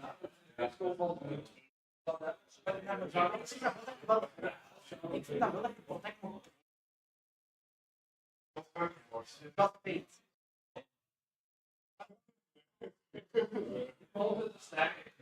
Nou, dat ben ik met spijkershit. Dat was echt dat ook wel moeilijk. Nu moet het niet. Dat het dan altijd heel soort. Altijd.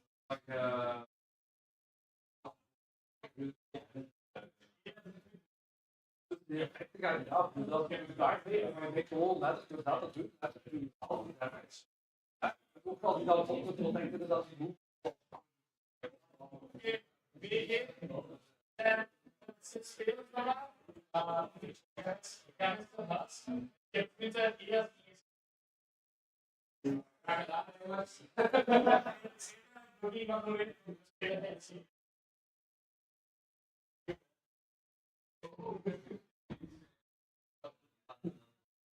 Ja.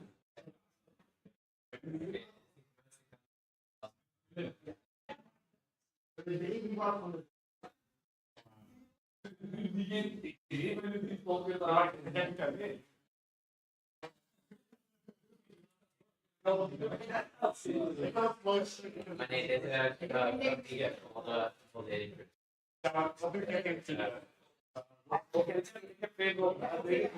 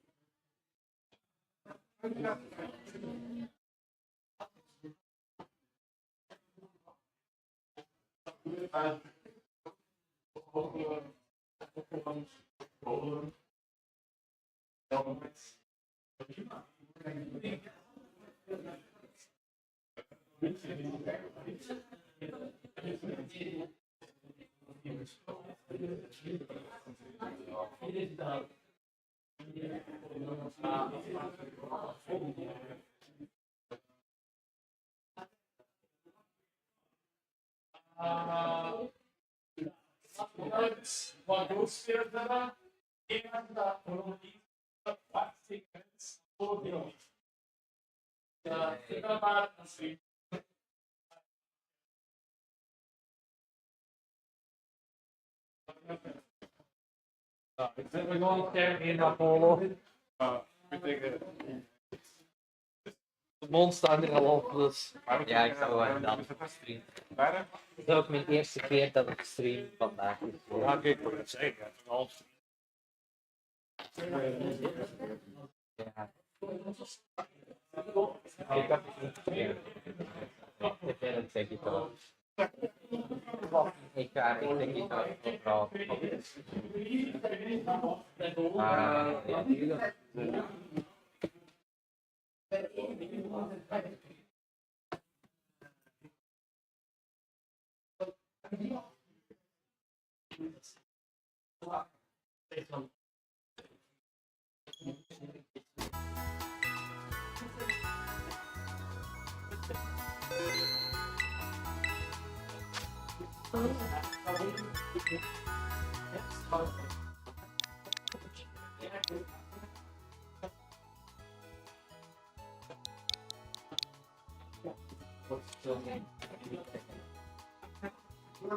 De code is 1.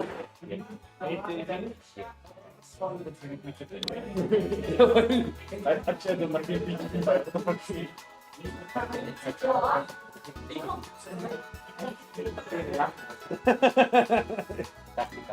There's a reason why. Okay, can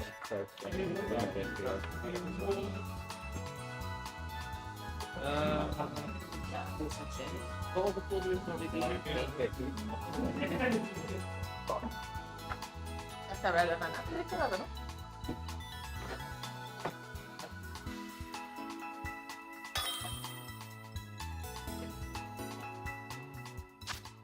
Ah, supremacy.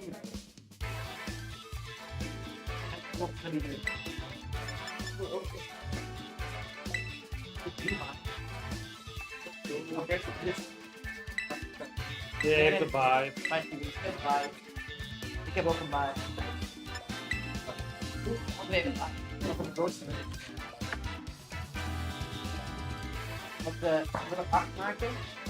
Waardoor Vival even kan spelen. Dan winnen. En dan top 8.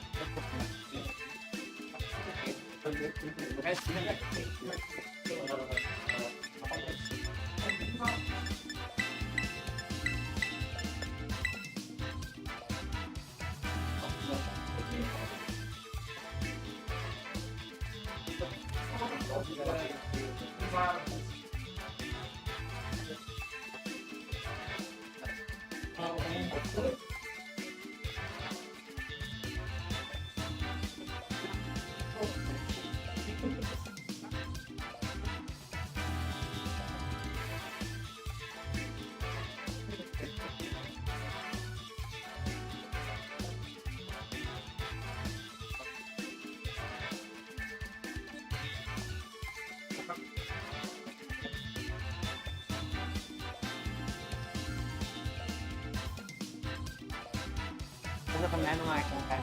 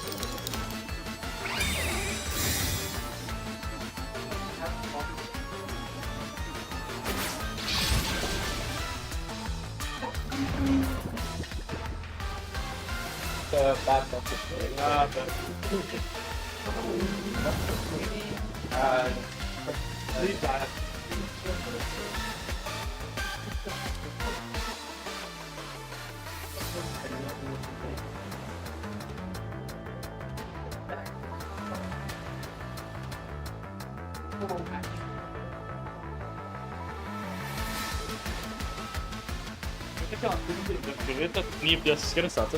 Nee, ik weet het wel. Ah, oké. Ik heb het nog gezegd van bijna. Kom je wel op het ding of niet? Ja.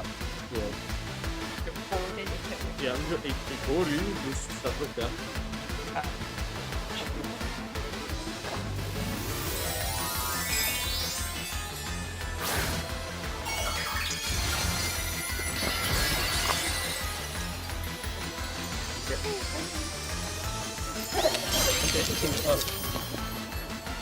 Okay, we are in the middle of a game between Apollo and Nick. Yeah, In the- it's sorry for being a bit late. We Yeah. need a shiny Weaver. That's nice shiny.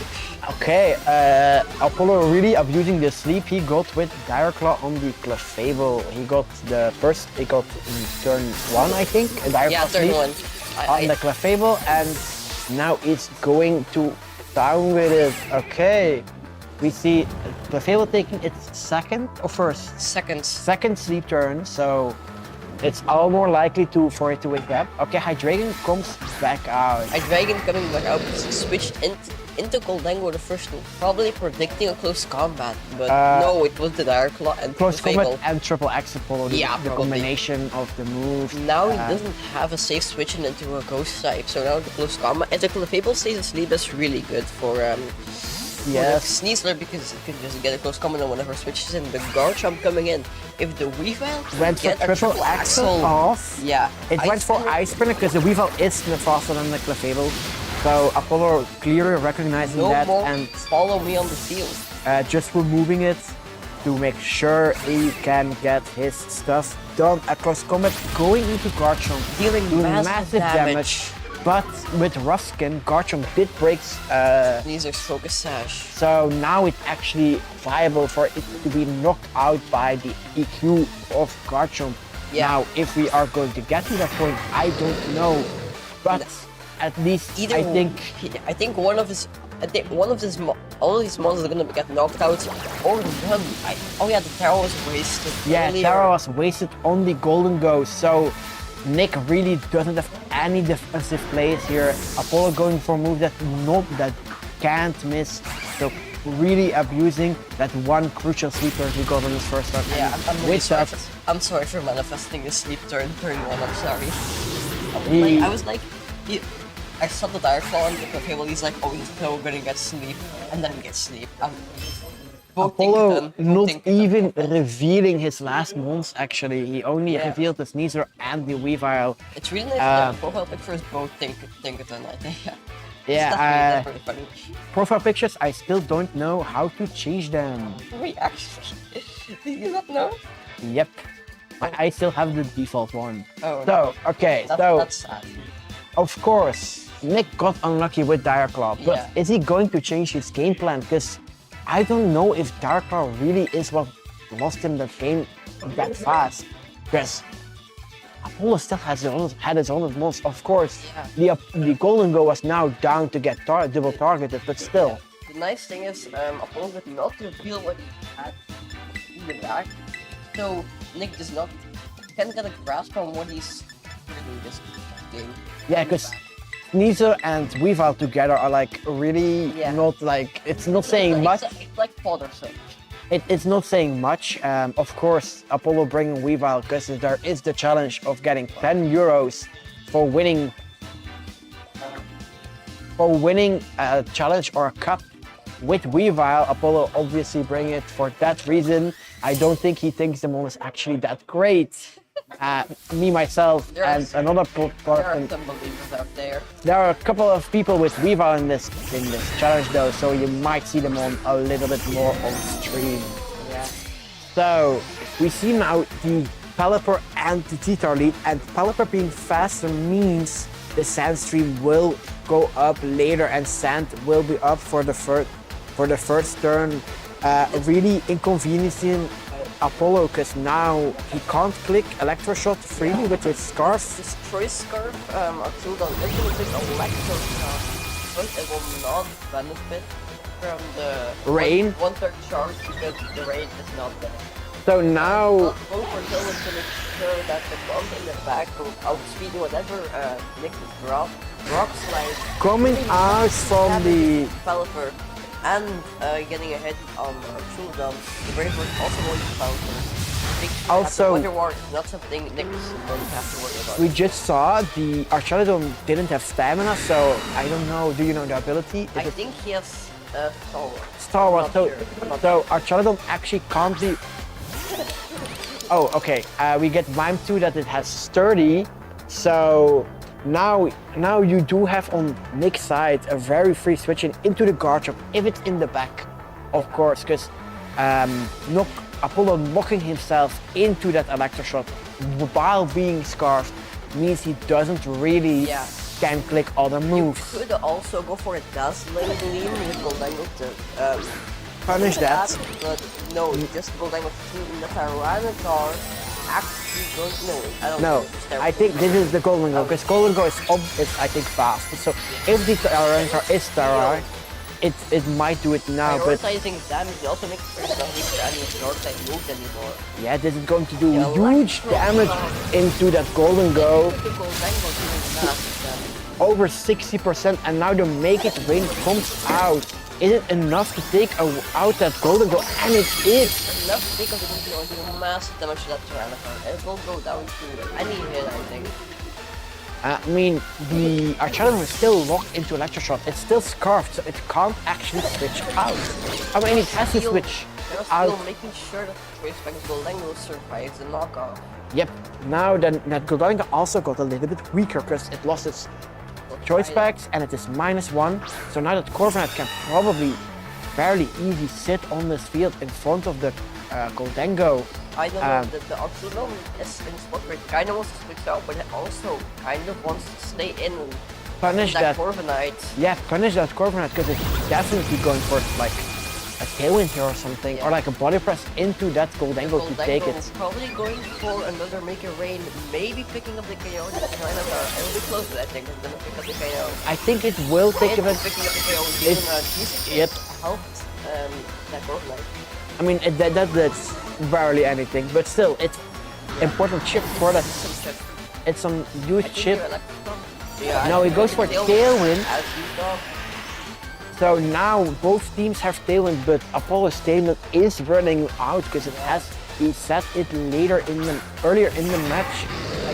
I think he only has 1 turn left, but now this Hydreigon is looking fairly scary, especially because Nick still has his Terra left. So And because the choice that just knocked off the Goldengo can now go for Desmond Clean, I think the Hydreigon outspeeds. Yes. But if it doesn't pick up the KO on Goldengo, that could have massive consequences. if Because Nick wants if- to gamble, he can go here for the Terra Fire Heatwave, which I think he might be going for it. I think he's going for it. He might also just make the safe play with just like Dark Pulse plus the Protect on the Corviknight. This is like the pressure that knocking off the choice back.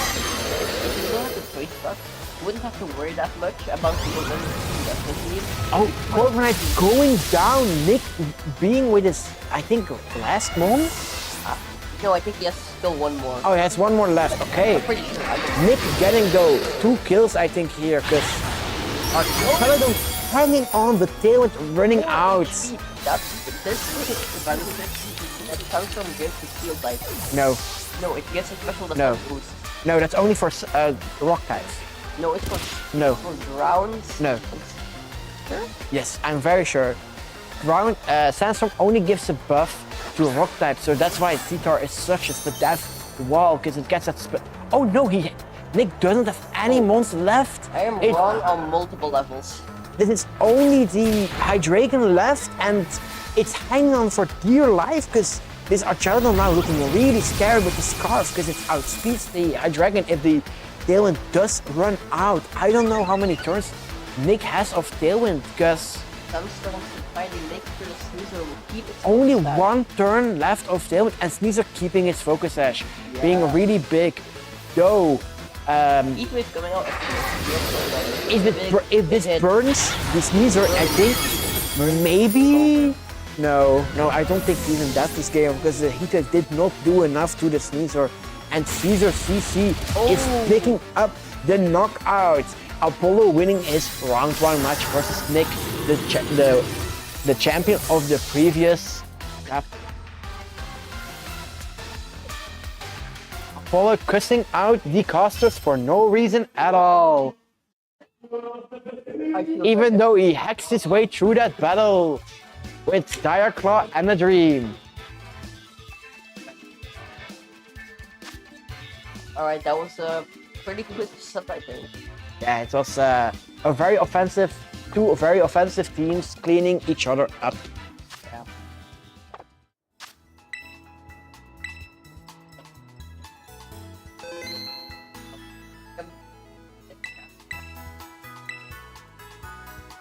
Here.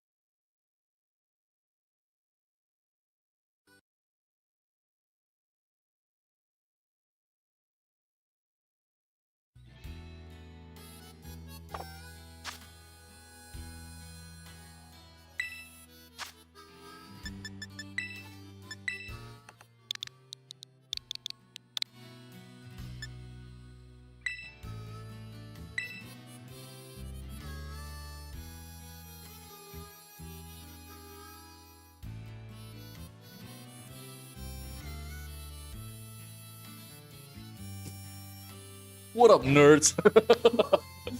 Out of camera. Ooh. Oh, that's the one.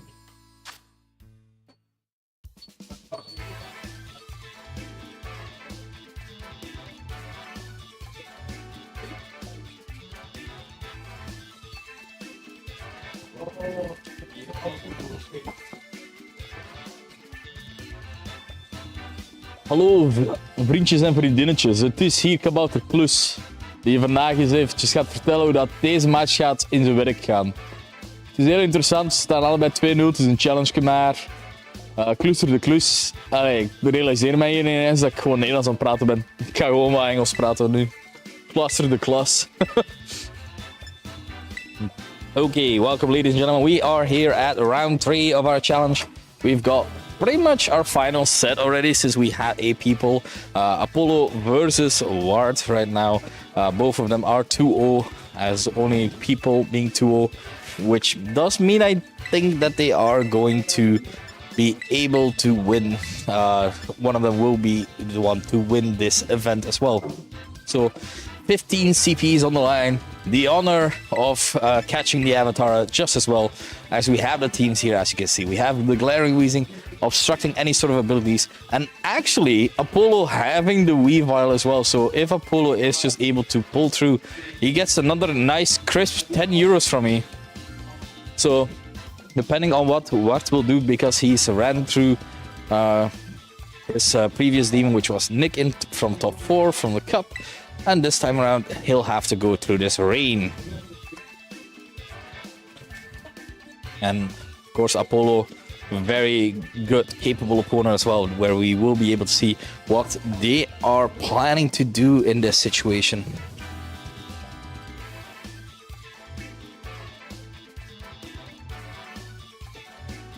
Look on. Look on.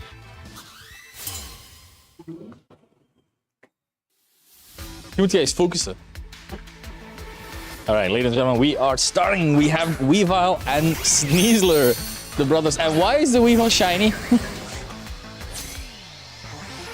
Well, Wart has decided to lead with the Weezing and Toescrow. Weezing Toescrow, of course, being a very interesting combination because the Mycelium Might ability from Toescrow would obstruct it to be able to use a fast Spore. Like all non-damaging moves will be delayed from Toescrow, except if when they have priority. Like for example, the Reach Powder. But with that, with Mycelium Might, you are able to ignore abilities such as Good as Gold, so you are able to place Spore those at the very least. But now you have a fast way to go for those spores. You have the Terra Water as well on hand because, of course, Weavile is an Ice type, is able to absolutely decimate Toescrow without it terrestrializing. Now with the Terra Water, you are making sure that you're able to take at least one hit. It is the knockoff that is doing massive amount of damage as the Life Orb is being revealed on this Weavile. Close combat. This Toescrow is just gone. Did not want to deal with it. This so that is the immediate Terra option gone on Wart's side. The positive aspect of this, the Weezing is still on the field and it is a -1 special defense on the Sneasler, and the Dazzling Gleam will be able to KO this Weavile right out. Close KO as well, almost close to KOing the Sneasler, being at neutral of course, but I feel like this was a worthwhile trade for Wart. You did lose your Terra unfortunately, but you do have the access to just being able to damage as much as possible. Palm Up being able to be switched in. Golago does threaten this Weezing as well because of course you don't have that. You don't have anything really to do defensively, as choice specs will make you have to go for a Dazzling Gleam. So this could potentially be the deciding turn here, what Apollo and Wart might be locking in, because defensively Wart does not have seemingly have a good response here, but from what Apollo doesn't know, he might have answers in the back there as well. So, looking at all the possibilities here, and Wart has decided what to do here. Just opting to go for that fake out here. We have the Sneasler actually retreating, so trying to keep that very much alive as Pelipper is being switched in. And with Pelipper, being switched in and Wheezing switched out. This means that the rain is imminent, that the neutralite gas is wore off, and Drizzle will activate on Pelipper. Now King Gambit is able to switch in and to take any hits that this Goldugo might be able to go for. As a double shock is coming out, it is going into that Goldugo, doing massive amount of damage. But now Palmot lost its electric typing and can't go for any sort of can't go for those strong double shocks anymore, unless it switches out. We do have the special attack drop on the Goldugo, and King Gambit is in a nice position in the regard that it is carrying the AV. It is able to threaten either of these Pokemon with a strong move. The Sneasler is low as well, so being able to maybe reuse the Palmot might be the play here. We have Pelipper with the Focus Sash as well, so deciding what to target here, because Apollo doesn't really have a very good switch in, being that the Sneasler is the only Pokemon there still hanging on. So trying to decide what to do here. We have all the pieces on the board, so let's see what the adaptation will be. We have the switch out from a Palmot. It is going into that Wheezing, so right now we're not dealing all that much damage from that slot, but only the King Gambit is able to deal the damage that is needed. Make a Rain is coming out, it is at -1, but it's still enough to KO the Wheezing at the very least. And now this King Gambit has taken a bit more damage, and depending on what it will do, we will see this Pelipper go for a strong Weather Ball or even a possibility of Tailwind. That was what I was thinking, but honestly, you're just faster. So Weather Ball, not giving the King Gambit just yet, and there we have a count out lead into the Pelipper, and we'll put it down to a lot of damage. And now, with this, we have Palmot and the King Gambit endgame versus Pelipper that's low, Goldugo that's low, and as well a Sneasler in the back that is also quite low. Palmot also has access again to the double shock right now, but no access to Terra, so you can only use this once, of course, as either Pokemon can protect, but can also switch out to the Sneasler. So you have to make some rough calls here. Pelipper actually going for the protect here in this instance, as we have the Sucker Punch from the King Gambit was going into that Pelipper slot, I believe, as the Palmot is able to go for the double shot and just make sure that the Goldugo has been killed. The critical hit not really mattering. Meanwhile, I have been joined here by a co-caster, so I don't have to ramble on as much. Thank you, Simon. Thank you for rambling. I wanted to say something, but you just kept going, and I thought... Hey, I'm feeling it. There's the Sneasler, the most broken Pokemon on the field, like always. Yeah, Sneasler is faster than Palmot and King Gambit. It has to respect the potential Sucker Punch, because King Gambit can kill either of these Pokemon right now, as the Sneasler does not have Fake Out, if I recall correctly. I'm not super sure, but I'm pretty sure. You know. Well, actually, like if Art is thinking of protecting, it might just carry Fake Out. So let's see. It does have Fake Out, and now with that does mean that King Gambit is flinching, and we can definitely see the kill onto the Sneasler. But now there's still a Pelipper. Look, it's Pelipper. Does Pelipper take a close combat? It is resisted. But then again, it's a Palmot as well. Palmot, yeah. Yeah, what's the base attack of it? Pelipper has a lot of HP. Well, okay, yeah, but not right now. No, but in the yeah, what's Palmot's attack style actually? Let me do the head cock when I see the HP. Okay. So it's... No, it's never. I never killing. Crit though? No. Crit? Not even a crit? I don't think so. Alright, so... okay, no, I you know what? Like Ash believes in Pikachu, I believe in Palmot. Let's take a look at what this close combat is doing. Okay. Bro, that was actually close. What are you saying? Bro, oh yeah, sorry, I'm not a VGC player, I will say that, so I thought this was a very defensive Pelipper. Oh yeah, no, sorry, this is Sash. Yeah, okay. So my head calcs were thinking about max HP, max defense Pelipper, the one I'm used to. Yeah, so I think the positioning could have just gone to Wart as well, like he made some right calls there. But yeah, endgame was difficult just because Wart got obliterated turn 1 with Weavile going for knockoff plus close combat from Sneasel into his Toedscrew while he terrestrialized it to water so that it would be had a chance to survive. Yeah. Unfortunately, not really. But Weezing was able to repel the attack with a strong Dazzling Gleam. That's why the Sneeze was low, and then the Weavile as well. So, yeah, this game might decide who. Well, this game is important because I think both these players are just going to play finals as well because this is round 3 and they're both 2-0, and I don't believe anyone has another possibility of getting back unless maybe there's some. No, if you lose, then if someone. Okay, no, I think if someone lost to Wart. No, I don't. I don't know. I don't think so. No, it doesn't matter because Swartz or Apollo's resistance will always be the highest. Yeah. So unless we're doing a top 4, like the good old Pokemon. The good old Pokemon. Yeah, then I think you 6 people. Yeah, but I think it. Yeah. If only they were allowed to ID. If only they were allowed to ID, honestly. Then actually someone could take his spot. No, wait, they can't. No, they can't because then they It's 2-0-1. 2-0-1, They are yeah. not revealing. If I was confirmed in the finals, I would just bring the same. I would Once or twice. Yeah, I would like just drag your feet a bit, you know, like you're not gonna reveal too much. You're like, you know what, I'm gonna get position. You know, pick up twice. Yeah. Yes, Yeah, you don't get to see my moves. You have an open T sheet, but Yeah, you have the open team sheet, but you getting the damage roll from fake out or from a close combat is a big difference. it's Weavile the Teeny. Oh my god. Yeah. Wins. It's okay. We have Dragapult plus Weezing on the field. This Weavile as well is a live orb. Honestly, so it is strong.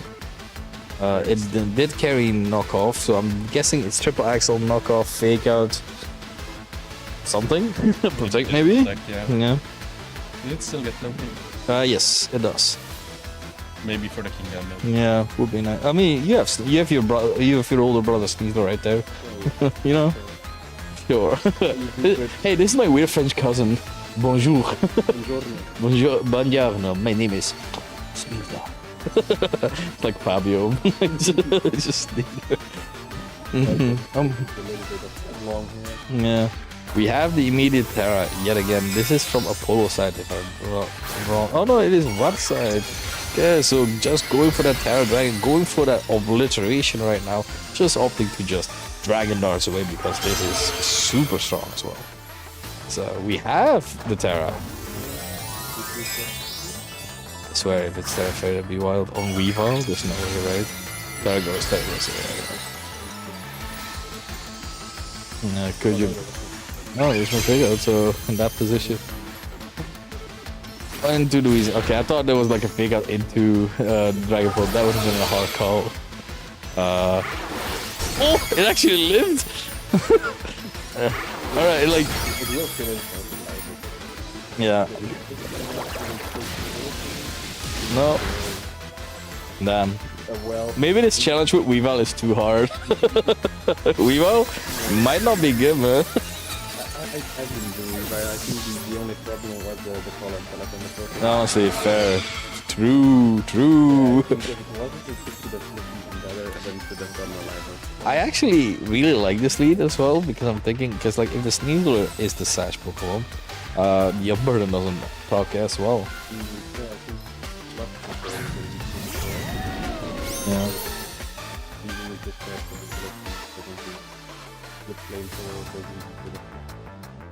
Yeah, I mean, yeah, you're fine. You're in decent position. Yeah, I mean that would have gone hard though. Wait, why is it faster? Is it Scarf? Oh my god, well, I didn't see either. I didn't see. Man, I got saved. Oh my god, it's Scarf, our Chaladon, and the Draco Meteor just missed. Oh my god, Wart is going mental as well because he did not read. Apollo, of course, in tatters because that would have definitely been the play of all time, honestly. So we see our... I genuinely thought it was like Quick Claw at first. I was like, what just happened? And now it's suddenly Pelipper versus the world, you know? If it was a defensive one, maybe. Yeah, defensive enough to tank a choice band Dragon Darts, you know? We'll never know. Yeah, honestly, I think he could have taken it. Oh no, the focus session on Pelipper was. Oh, yeah. Oh, no, I actually don't know. I have the team sheet, so you know what? I'm gonna go over, just gonna take a look.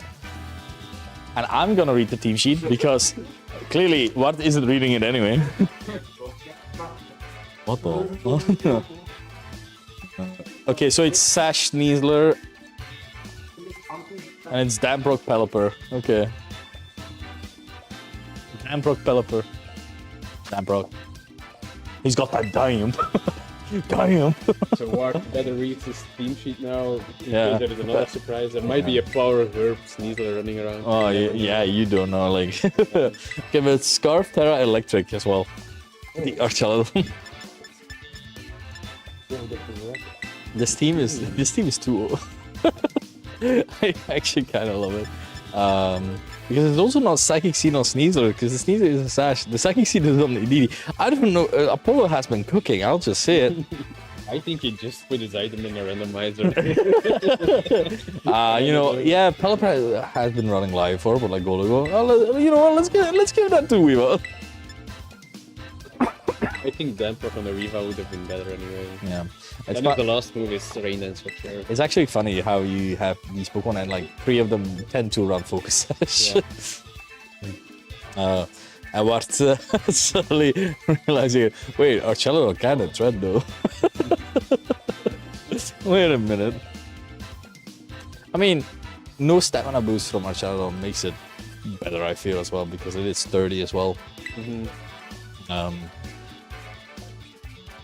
You're less afraid of like faking it out and everything, giving the accidental boosts.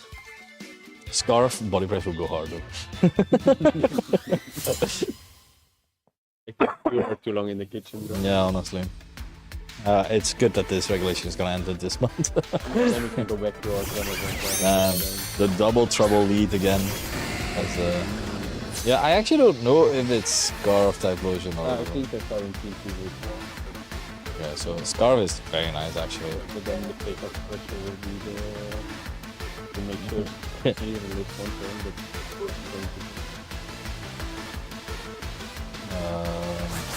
Unsure really. Dire Claw, Riot, Sleep It. yeah, I think Well, facing out the turn might not be the play. no. Yeah, it's kind of like this. What did you lose? Like this, No, this is Funky-licious, so let's take a look if Wart has read the team sheet correctly. maybe there is a choice card on the Sneasler and reading. It's choice specs, bro. As the king. Sling ball? Yeah. We've all actually trading as well, not wanting to deal with this eruption. Yeah, no. That would seem fine. Oh, critical hit damage. And no effect, so dazzling. This King Gambit is huge. Like my King Gambit is so small compared to this. Damn. Like, this is like deluxe chess set. He's very like, oh damn. You got the Harry Potter like scene of like Rollo Weasley riding on a King Gambit. Using the wand. Yeah.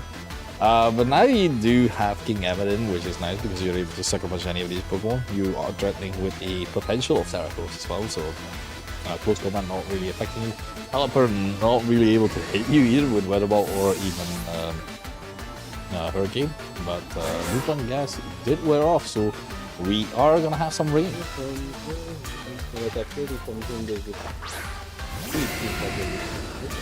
Yeah, I am the angsty potential of like if you sucker punch the Pelipper and we are able to KO that, you have Typhlosion.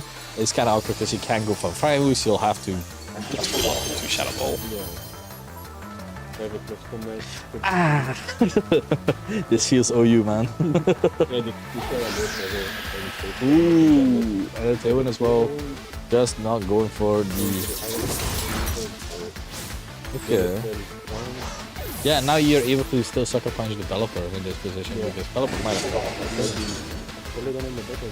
Oh yeah, could very well be.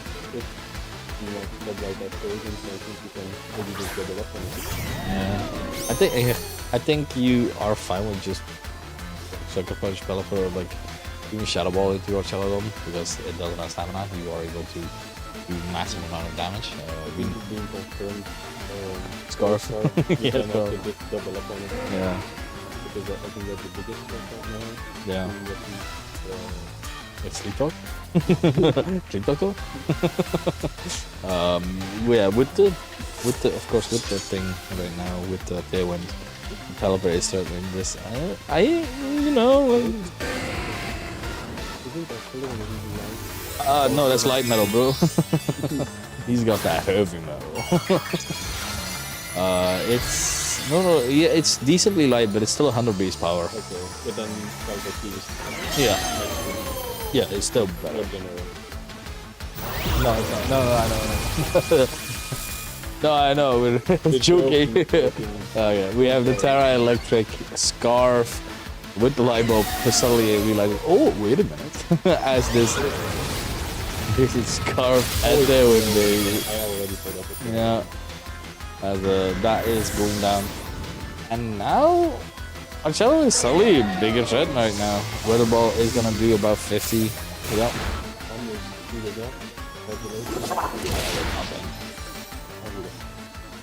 I think so.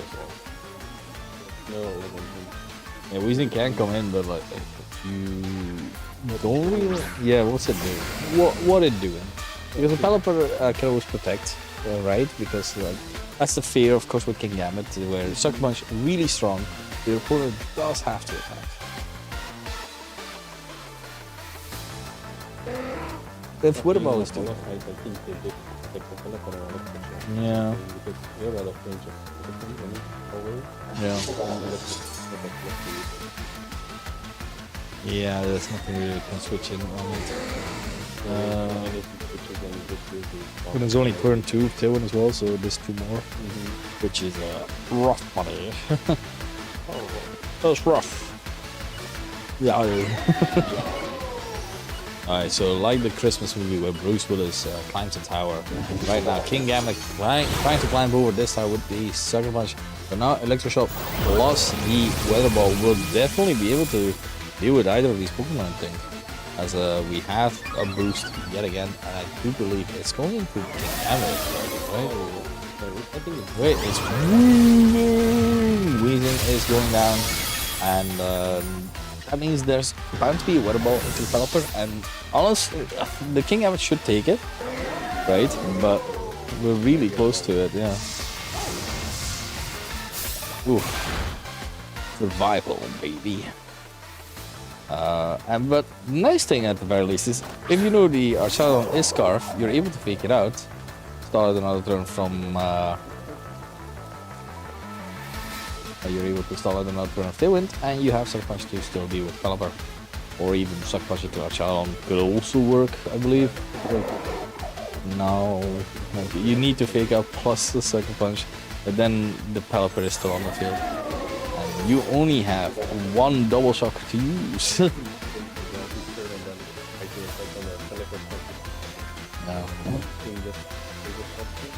I think so as well. Yeah. Yeah. You just want the damage. Ooh, trying to double up into it. The Shadow Dog is faked out and is Sucker Punch. Like, there's no real point to this because like if you fake it out, you've done enough damage so the Sucker Punch will kill in the next following turn. But now the Pelipper is able. Yeah, it is the Weather Ball. I'll just go for the kill because there's still one more Pokemon in the back, and like if it's goal to go, oh yeah, wait, yeah, Weavile, that's true. Honestly, this might still be winnable for Vartan because Tailwind is over. We've had a team. Kill him. Okay, sorry, he's pink. I can't help it. And I'm gonna leave this real quick. Never heard of him before. Hi. Probably have heard of him, so the revive is there. Then Thomas and I mean, the palm mode now has to protect, right? Because it fears the fake out of the Weavile. yeah, so I think protecting this turn and then trying to get it here on the developer. Yeah. But I think Or maybe first from the revive like I said, it does have eye shot, yes. so it doesn't suddenly Yep. The problem is, of course, that Pelipper now can get back up. The Tailwind decides to go for eye shot for some reason. I mean, it. Weather ball. other than protect. Yeah. Didn't show protect, I think it's after the drill. Indeed. It being the rocket drill. Oh yeah. For sure. Is this game 1 or 2? This is game 3. Oh. So- Whenever Apollo advances to the final for the 3-0 beat streak of the whole competition. That's really impressive, actually. Can he take this home? We That will means find he either in plays 15 minutes. Ward or me, actually. The ward for Me. And Marius. Marius, it will depend on the resistance. Yeah. You have lost against Apollo, I think. I've lost against Apollo, but I won against him, and I Okay, won against. So it will depend on the opponents of Ward in round 1 and Yeah, round but 2. we played the same guy. Yeah. So And and it depends on the third guy you play. I think Nick is the if Nick wins this, I think Nick at Ward. What do you mean? Nick is currently game the three. deciding factor on whether Marius or Ward goes to the final. If Nick loses, I go. If Nick wins, I think Ward goes. Yeah. So we will let you know in due time. Basically, als Nick wint, Speelt hij tegen... wacht, Nee, niet verlies speelt hij moet tegen mij. je-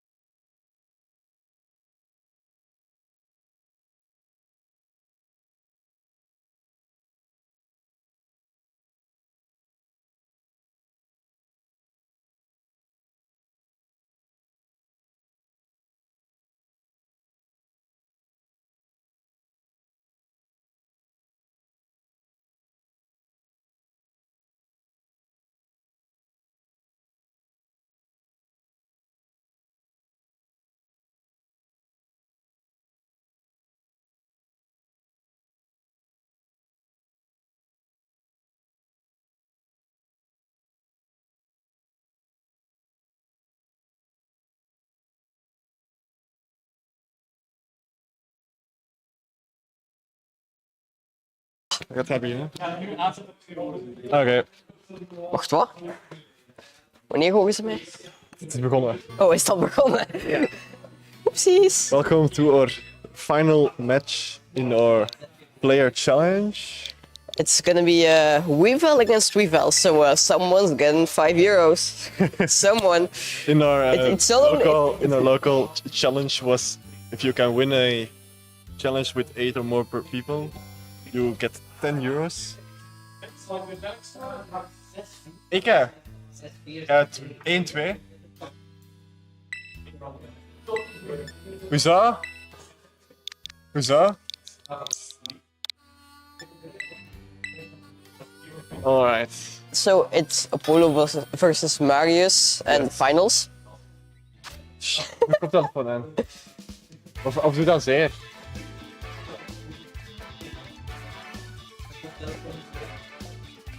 So we'll have to see.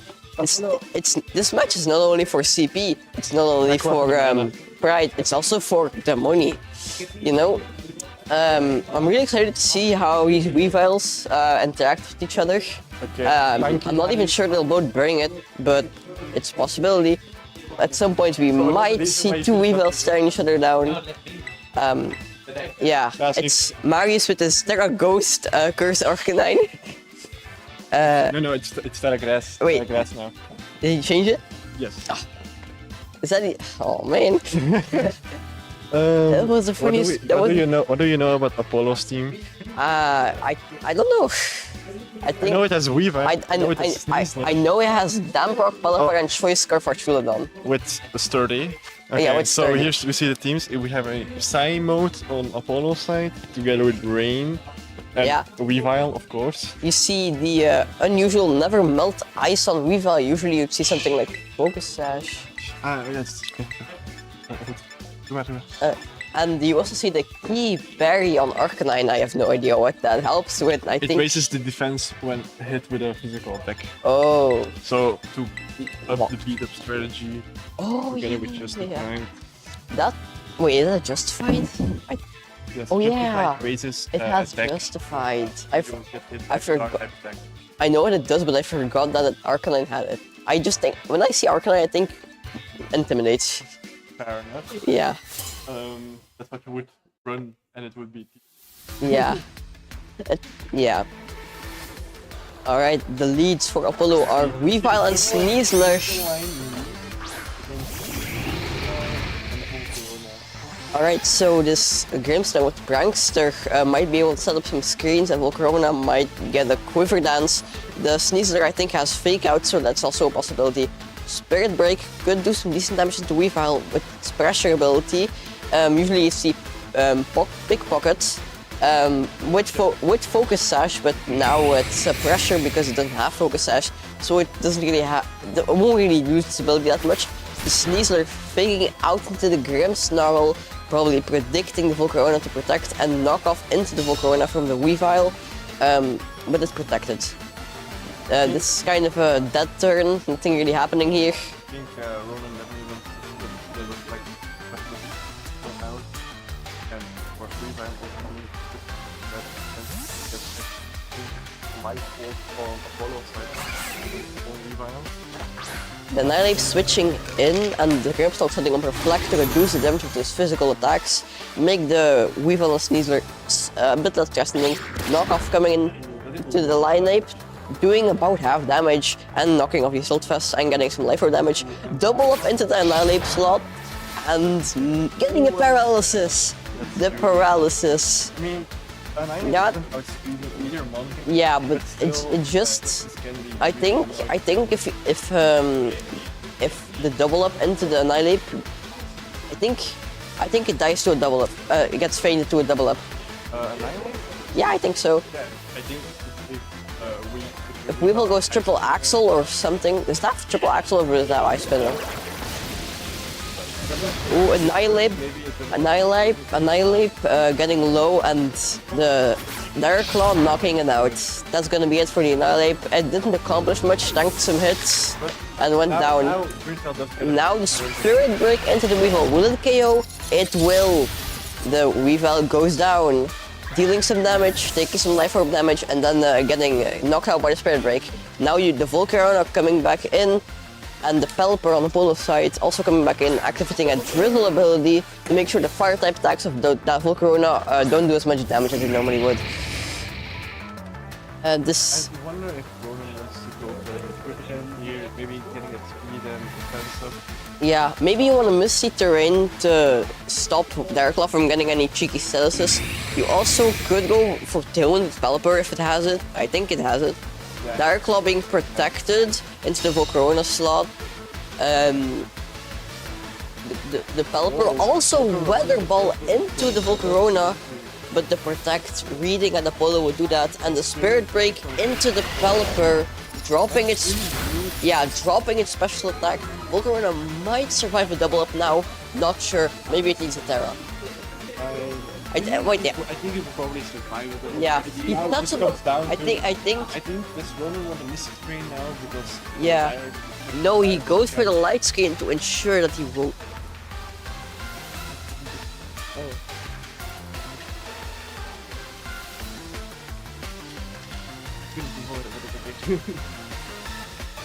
Grimmsnarl goes for the light skin to reduce the damage of the Weather Ball. Darkclaw into Grimmsnarl. Grimmsnarl tanking it. The Quiver Dance going up, even losing a damage of the Weather Ball even further if it targeted in that slot. It might also be a Hurricane. No, it's just Weather Ball into the Grimmsnarl, getting a double up. This Volcarona is now able to set up unchecked. It's now a real menace because it doesn't go down easily. Grimmsnarl now down, but it did what it needed to. Got up the light screen, got up the reflect, it got some damage. Yeah, it's a 3 against 2. Yeah. Yeah. You might want to set up a Tailwind, or you could go for a Moonblast potentially to get some damage on the Pelipper. The Moonsicot's not that strong, it won't get knockouts.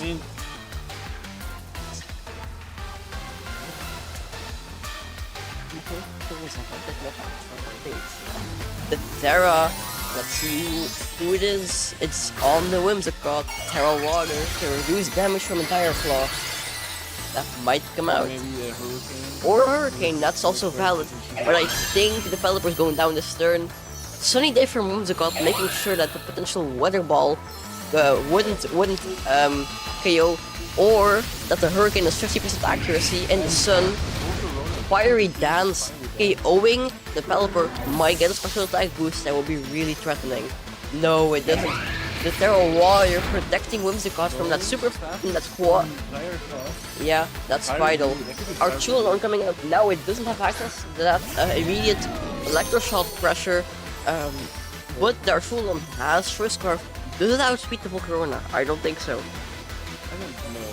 I don't think so. But I don't think one Fiery Dance will KO. If it got a special attack boost when it KO'd the Pelipper, it might have. But I don't think it will. We see a Terra. This is a pull. On the Archulodon, and it's into Terra Electric. What will it? Yeah, but it doesn't have power up, so I don't think he's going for Electroshock. He is going for Electroshock. He's betting on the fact that it'll survive one turn. And because of the Choice Scarf, he gets to move first, so that's a risk he can take. Does he get knocked out here? He doesn't get knocked out with the Sturdy. Now you have to wonder, did the Whimsicott target also into that slot? Darkclaw coming into Volcarona, no status. Now if you're Whimsicott, now you can go for Tailwind to make sure the Volcarona outspeeds, and just pray that you don't get status by Sneasler, and just, yeah, I think it's pretty. Oh, you could.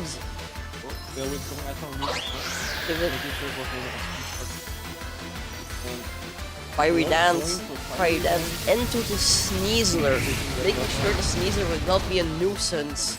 And that's probably game, because the Archulon may knock out one Mon, but there's always two, and they both outspeed because of Tailwind.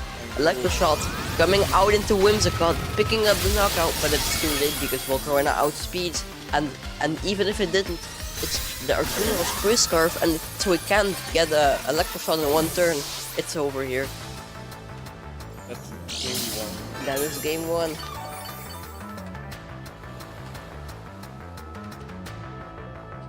That was very interesting. Terra was... I don't know about the Terra. I think I don't know what the Terra is with Sneasler, but I don't think either Terra would have helped. a bit. A lot. Yeah. That's like... In this position, if you're Apollo, you don't have a lot of mons you want to Terra in this situation. The Volcarona also, the fact that he let the Volcarona set up without dealing damage to it is massive. Yeah, If he definitely. also the fact that he didn't get the status condition, If we look back, Corona didn't even get damaged after the set. Oh no, it did by It Dire did- Claw, did but the Dire the Claw. amount of damage was not that much. yeah, I think the Annihilate definitely switching into Annihilate was definitely the right play there because Yes, because it it allows takes you to a keep the lot of Volcarona safe It with the takes Assault a lot Venom. of hits, making Yeah. sure you have like a couple of turns to set up. Oh. Now we'll have to see how Apollo adjusts. Will he bring Weavile again? Because it didn't really do a lot for him this game. So will he bring it again? That's a question. Because it's really it got knocked out by one Spirit Break. It's really not that bulky. Grimmsnarl isn't that especially strong, and probably not trained to be strong. But the fact that it still got the knockouts. So Grimsel has like a pretty good base physical attack. Spirit Break is like 5 base. Yeah. We see a change in lead with the Pelipper and Archuldan opting for immediate pressure, and also the Weavile coming out. It might be able to threaten immediate damage on Pelipper. I don't know. Might be breaks the story with Fake Out or Yeah, also, and because it doesn't have stamina, there's not really a downside. He also has Final Gamut if he wants to get rid of something immediately. If he thinks maybe the Pelipper or Truldan are causing a lot of pressure, he could Final Gamut. He could also just U-turn out of there. The scout what his opponent's doing, also being sturdy. The Weavile, if it could just pick out the Pelipper, and you could also like U-turn or something. There is a lot of pressure on both sides. There's a lot of offensive pressure. The Pelipper, on the one hand, the Pelipper can. Oh, we see a Terra. Who will it be? Terra on our Truldan. Terra Electric. Maybe he's just really stoked about this. Fake Out's coming out on their Truldan. Now not resisted anymore, dealing an extra chip. And the flinch on their Truldan. Final Gambit, wasting the Terra, turn 1. Now the Pelipper could set up Tailwind, and that would be kinda bad. It could also go for that Hurricane, knocking out Sneasler. I don't know. What will it be? And he went for Tailwind. This is... I don't know if you like this trade if you're Marius. You could also go for another Tailwind with Whimsicott. Sneasler coming out with that Fake Out pressure, I believe. I don't know if that's Fake Out. I believe Whimsicott is Covert Cloak, so he'll be safe from the Fake Out, being able to move and set up Tailwind. And now you have staggering Tailwind. You set Tailwind up after your opponent did, but that means your Tailwind will last longer because it will last one turn, even after your opponent's Tailwind went away. There goes to Weavile, protecting it from a Fake Out to make sure it gets some crucial damage. Will Apollo take the bait? We'll have to see. I don't think Apollo takes the bait. Maybe he close combat to that slot, or he direct claws. Weavile outspeeds Sneasler, going for triple axle, and he picks up the KO with the critical hit for extra measure. It didn't matter, I believe. Now, what will the Pelipper do? Could go for a Hurricane, could go for a Weather Ball. I don't know. Weather Ball into Weavile. Will it pick up the KO? It will not. Barely not picking up the KO. This is a really good spot. If you're Marius. See Weavile coming out. Fake Out pressure. But no mons are susceptible to Fake Out. Because the Whimsicott is Covert Cloak and the Weavile. Oh yes, Ice Shark. Yeah, I think that would get rid of one mon, but then the Whimsicott is Moonless into the Weavile. Pretty sure that will KO. but the developer could pick up the KO on Whimsicott. I think you. Yeah. You could go for. This is definitely. It's either Weaver, it's Weaver. Yeah. Yeah, you could also go for Sunny Day if you want. Just to, yeah, you could definitely do that. Weevil switching out into the Volcarona. That actually will do not a lot of damage if you target the slot. Weevil goes for Protect, predicting the Moonblast. The Pelipper, what will it be?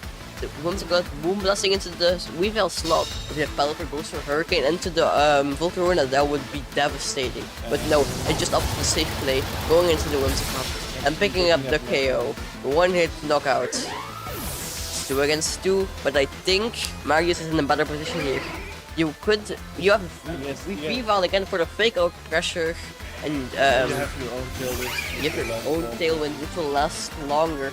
I think you could just, I think a very safe play is picking out the Pelipper and using a fire move on Weavile. Because even though in the rain it's still super effective, so it still does 50% more damage. You have to keep in mind that Weavile can't just item the other Weavile. Yeah, but you could fake out, wait, depends on how long the rain lasts. That's really the question. Yeah. How long does the rain last?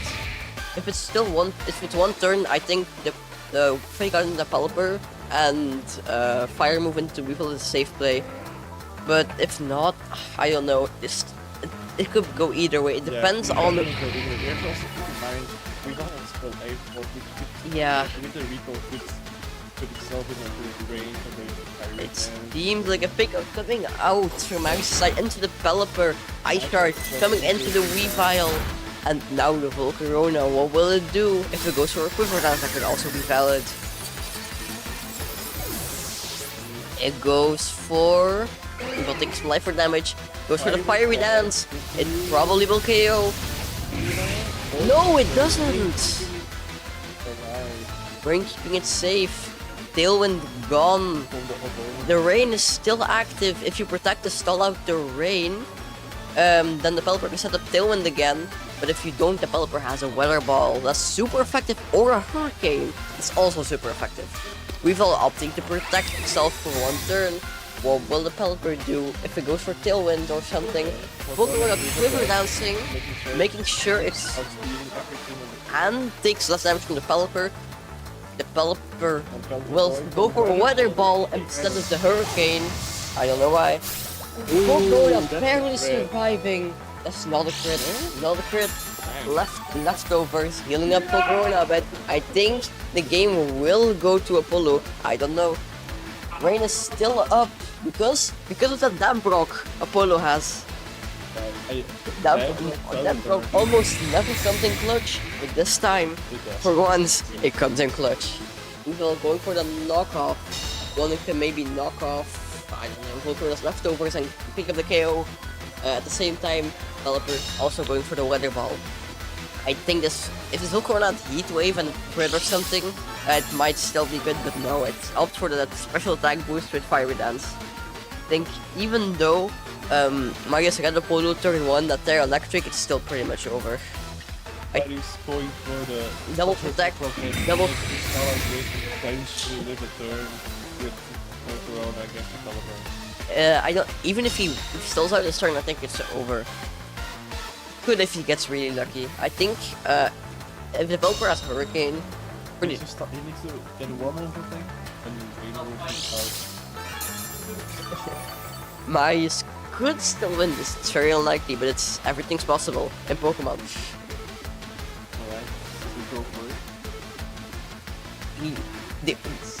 There's only valid place to go for it. I feel like. I feel like only Apollo.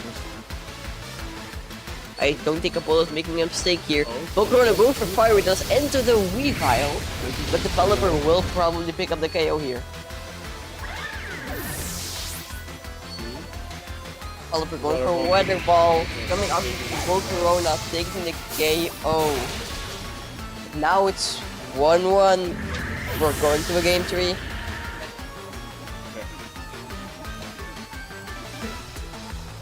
I wonder if Marius wants to go back to his first game strategy. Yeah, I wonder. I think giving up. Corona and Crystal. Yeah, I think that the fact that Weavile was so low and was able to get knocked out by one Ice Shard is what it cost him. Because the Weavile could have been the changing factor, getting some damage into the Pelipper, but no, the Ice Shard was enough to pick up the KO. Yeah, it's tight. Let's see what both players want to do going into game 3. Yeah. Apollo switching something up with Arceladon since it didn't really do anything Yeah, both games. yeah, Maybe wants to that's opt for something else. I think that Pelipper is really strong on Apollo side. yeah. I don't think we'll be seeing Arcanine this game, because Yeah, Rain is really Yeah. threatening. It- Even though Apollo has some I wonder as a golden goal. I wonder if Apollo will bring Sneasler this game, because Sneasler does best in 2. yeah. I think Sneasler is too important for that pickup. Yeah, I wonder if he'll bring Goldango because that's like, he goes for Ndidi. And the switch from Magic as well with Trincicle and Focus going on. We've not seen Ndidi. Is that will it win Apollo the game? Ndidi activating that Psychic Feed, buffing up its special defenses. Really nice synergy with its ability Psychic Terrain. Because yeah, it's just. You mostly see Psychic Seal on the Sneasler, but Apollo opted for the Focus Sash. We find Terra coming back. see a Terra, turn one Terra, what will it be? Into the Artildon again, turn one Terra again. Now, I think they get that extra electric stab boost. yeah, I wonder if Apollo will click Electro Shot again, or if he'll go for Thunderbolt Disciple. We see another Terra. As well. So What will it be? It will be on the Whimsicott. If Marius, no, if Apollo went for Thunderbolt into Whimsicott, that will be a crazy read. Follow me. Now what will these bombs do? Sunny Day from Whimsicott, making sure that Volcarona gets some extra damage. And Electro Shot. Now we don't know what's going into. We have to wait 1/3. Yeah, that's the dangerous part about 2-turn Electroshock. You don't know what it's targeted into, so it could be anything. Will Volcarona get a special attack boost? It will get a special attack boost. You rather wonder, will Apollo switch in the Pelipper maybe after the Electro Shot gets fired off to make sure that Troy's Scarf Artildon is on the field with Electroshock in the rain. Whimsicott switching out, wanting to preserve it through a potential action. Going into Annihilate with the Assault Fast, hoping it can tank a Terra Electric Electro Shot. Lily going to follow me again. The Artildon going into the Volcarona will survive. It will not picking up the one-hit KO. That is vital. Yeah. I don't know what you do now because the Ndidi is still alive. And well, it has decent amount of HP. There's nothing that can really kill it. Yeah. Follow me is Yeah. And also the Artildon is faster. You could just make you have really, if you're Apollo, you have two plays. You go follow me Electron again, or you switch into Pelipper and go for Electroshock, but that would be susceptible to a Sunny Day or a Tailwind or something.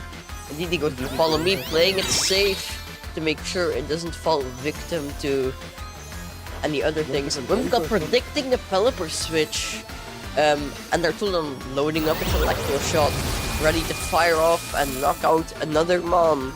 I don't think Annihilate will take another Electroshot. Annihilate opting for the U-turn, barely leaving a DD alive. Yeah. Weavile now on the field, but its fake out will not do a lot because of the psychic terrain. I think you could go for maybe a Tailwind to make sure that your Weavile outspeeds.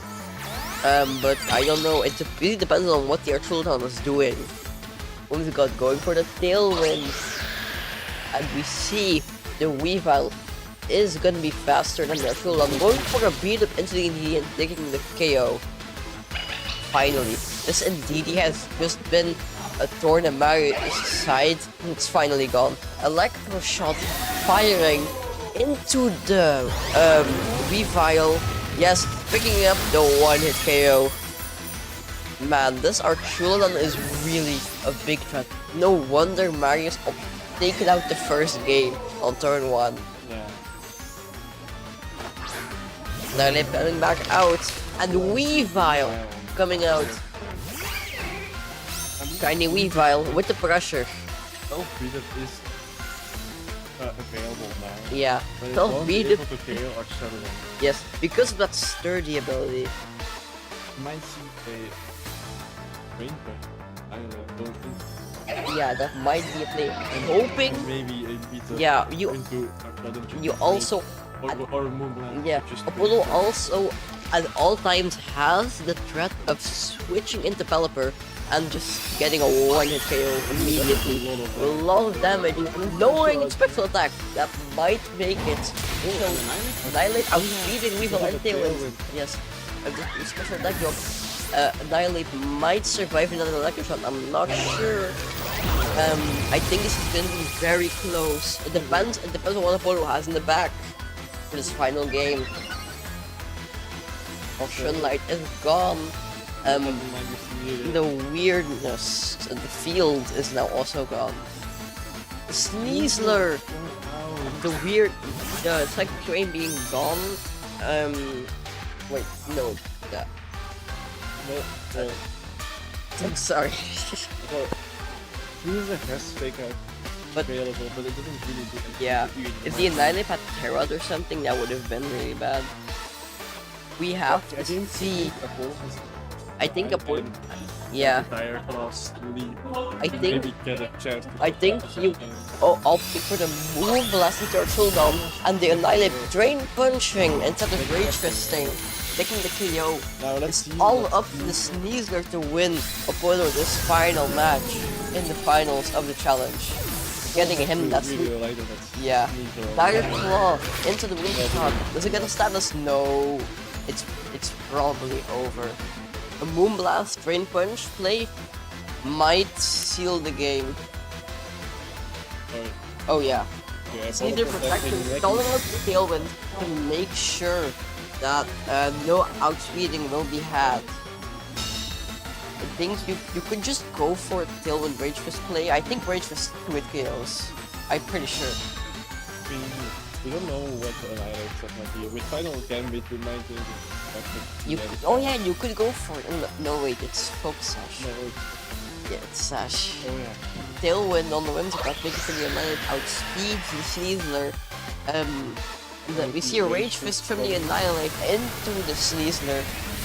This just under half HP. Dark Claw is the whimsical, taking the knockout. It will now it's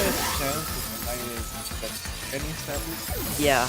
Probably the worst one is really Yeah. Paralysis is annoying. This final I wonder if Annihilate final gambit, does Sneasler lose? Does this Marius win if he just final gambits? I think because fainting goes in turn order, Marius would win the game, but I don't think he's willing to gamble the finals on that. Critical hit, barely not picking up the KO. Nargle coming into Annihilate. Will he get a status? We see a poison, and Marius wins the game. Just Rage Fist game Yeah. from his very close This and final at first I thought Apollo was gonna win, but Marius turned it around. Yeah. Sneasler could stall out the Tailwind with double protect and get some poison damage along the way. An amazing challenge.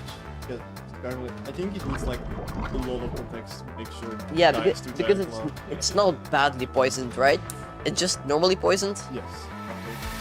Alright, Marius wins the game. Sneasler fails in the next Rage Fist, connecting and picking up the KO on Sneasler. That was a nice game. En ik ging die dachten van, oh, Apollo heeft het. Al die eerste, maar ik had dan zeggen hoe je dat echt laatst. En dan zo, oh, wacht. Hoe is het kaart? Bro, ik dacht echt niet dat Marius ging Drain Punchen en wie wel die protect kan. Ik dacht echt van, ik ga dat niet. Ik was zo, nou, gaat dat doen? Want beat-up in zichzelf was op dat moment nog niet goed, want je wilt, als je dat doet, ga je voor rage in doen. Dat gaat dan, maar dat gaat niet. Hoe ziet dat uit? Dat weet ik niet. Ah, zo. Nee. Zonder spoorvragen. Ja, hoe ziet het eruit? Gewoon blijven op de knop duwen tot de lichtjes uitgaan. Deze? Hier is één knop. Ja.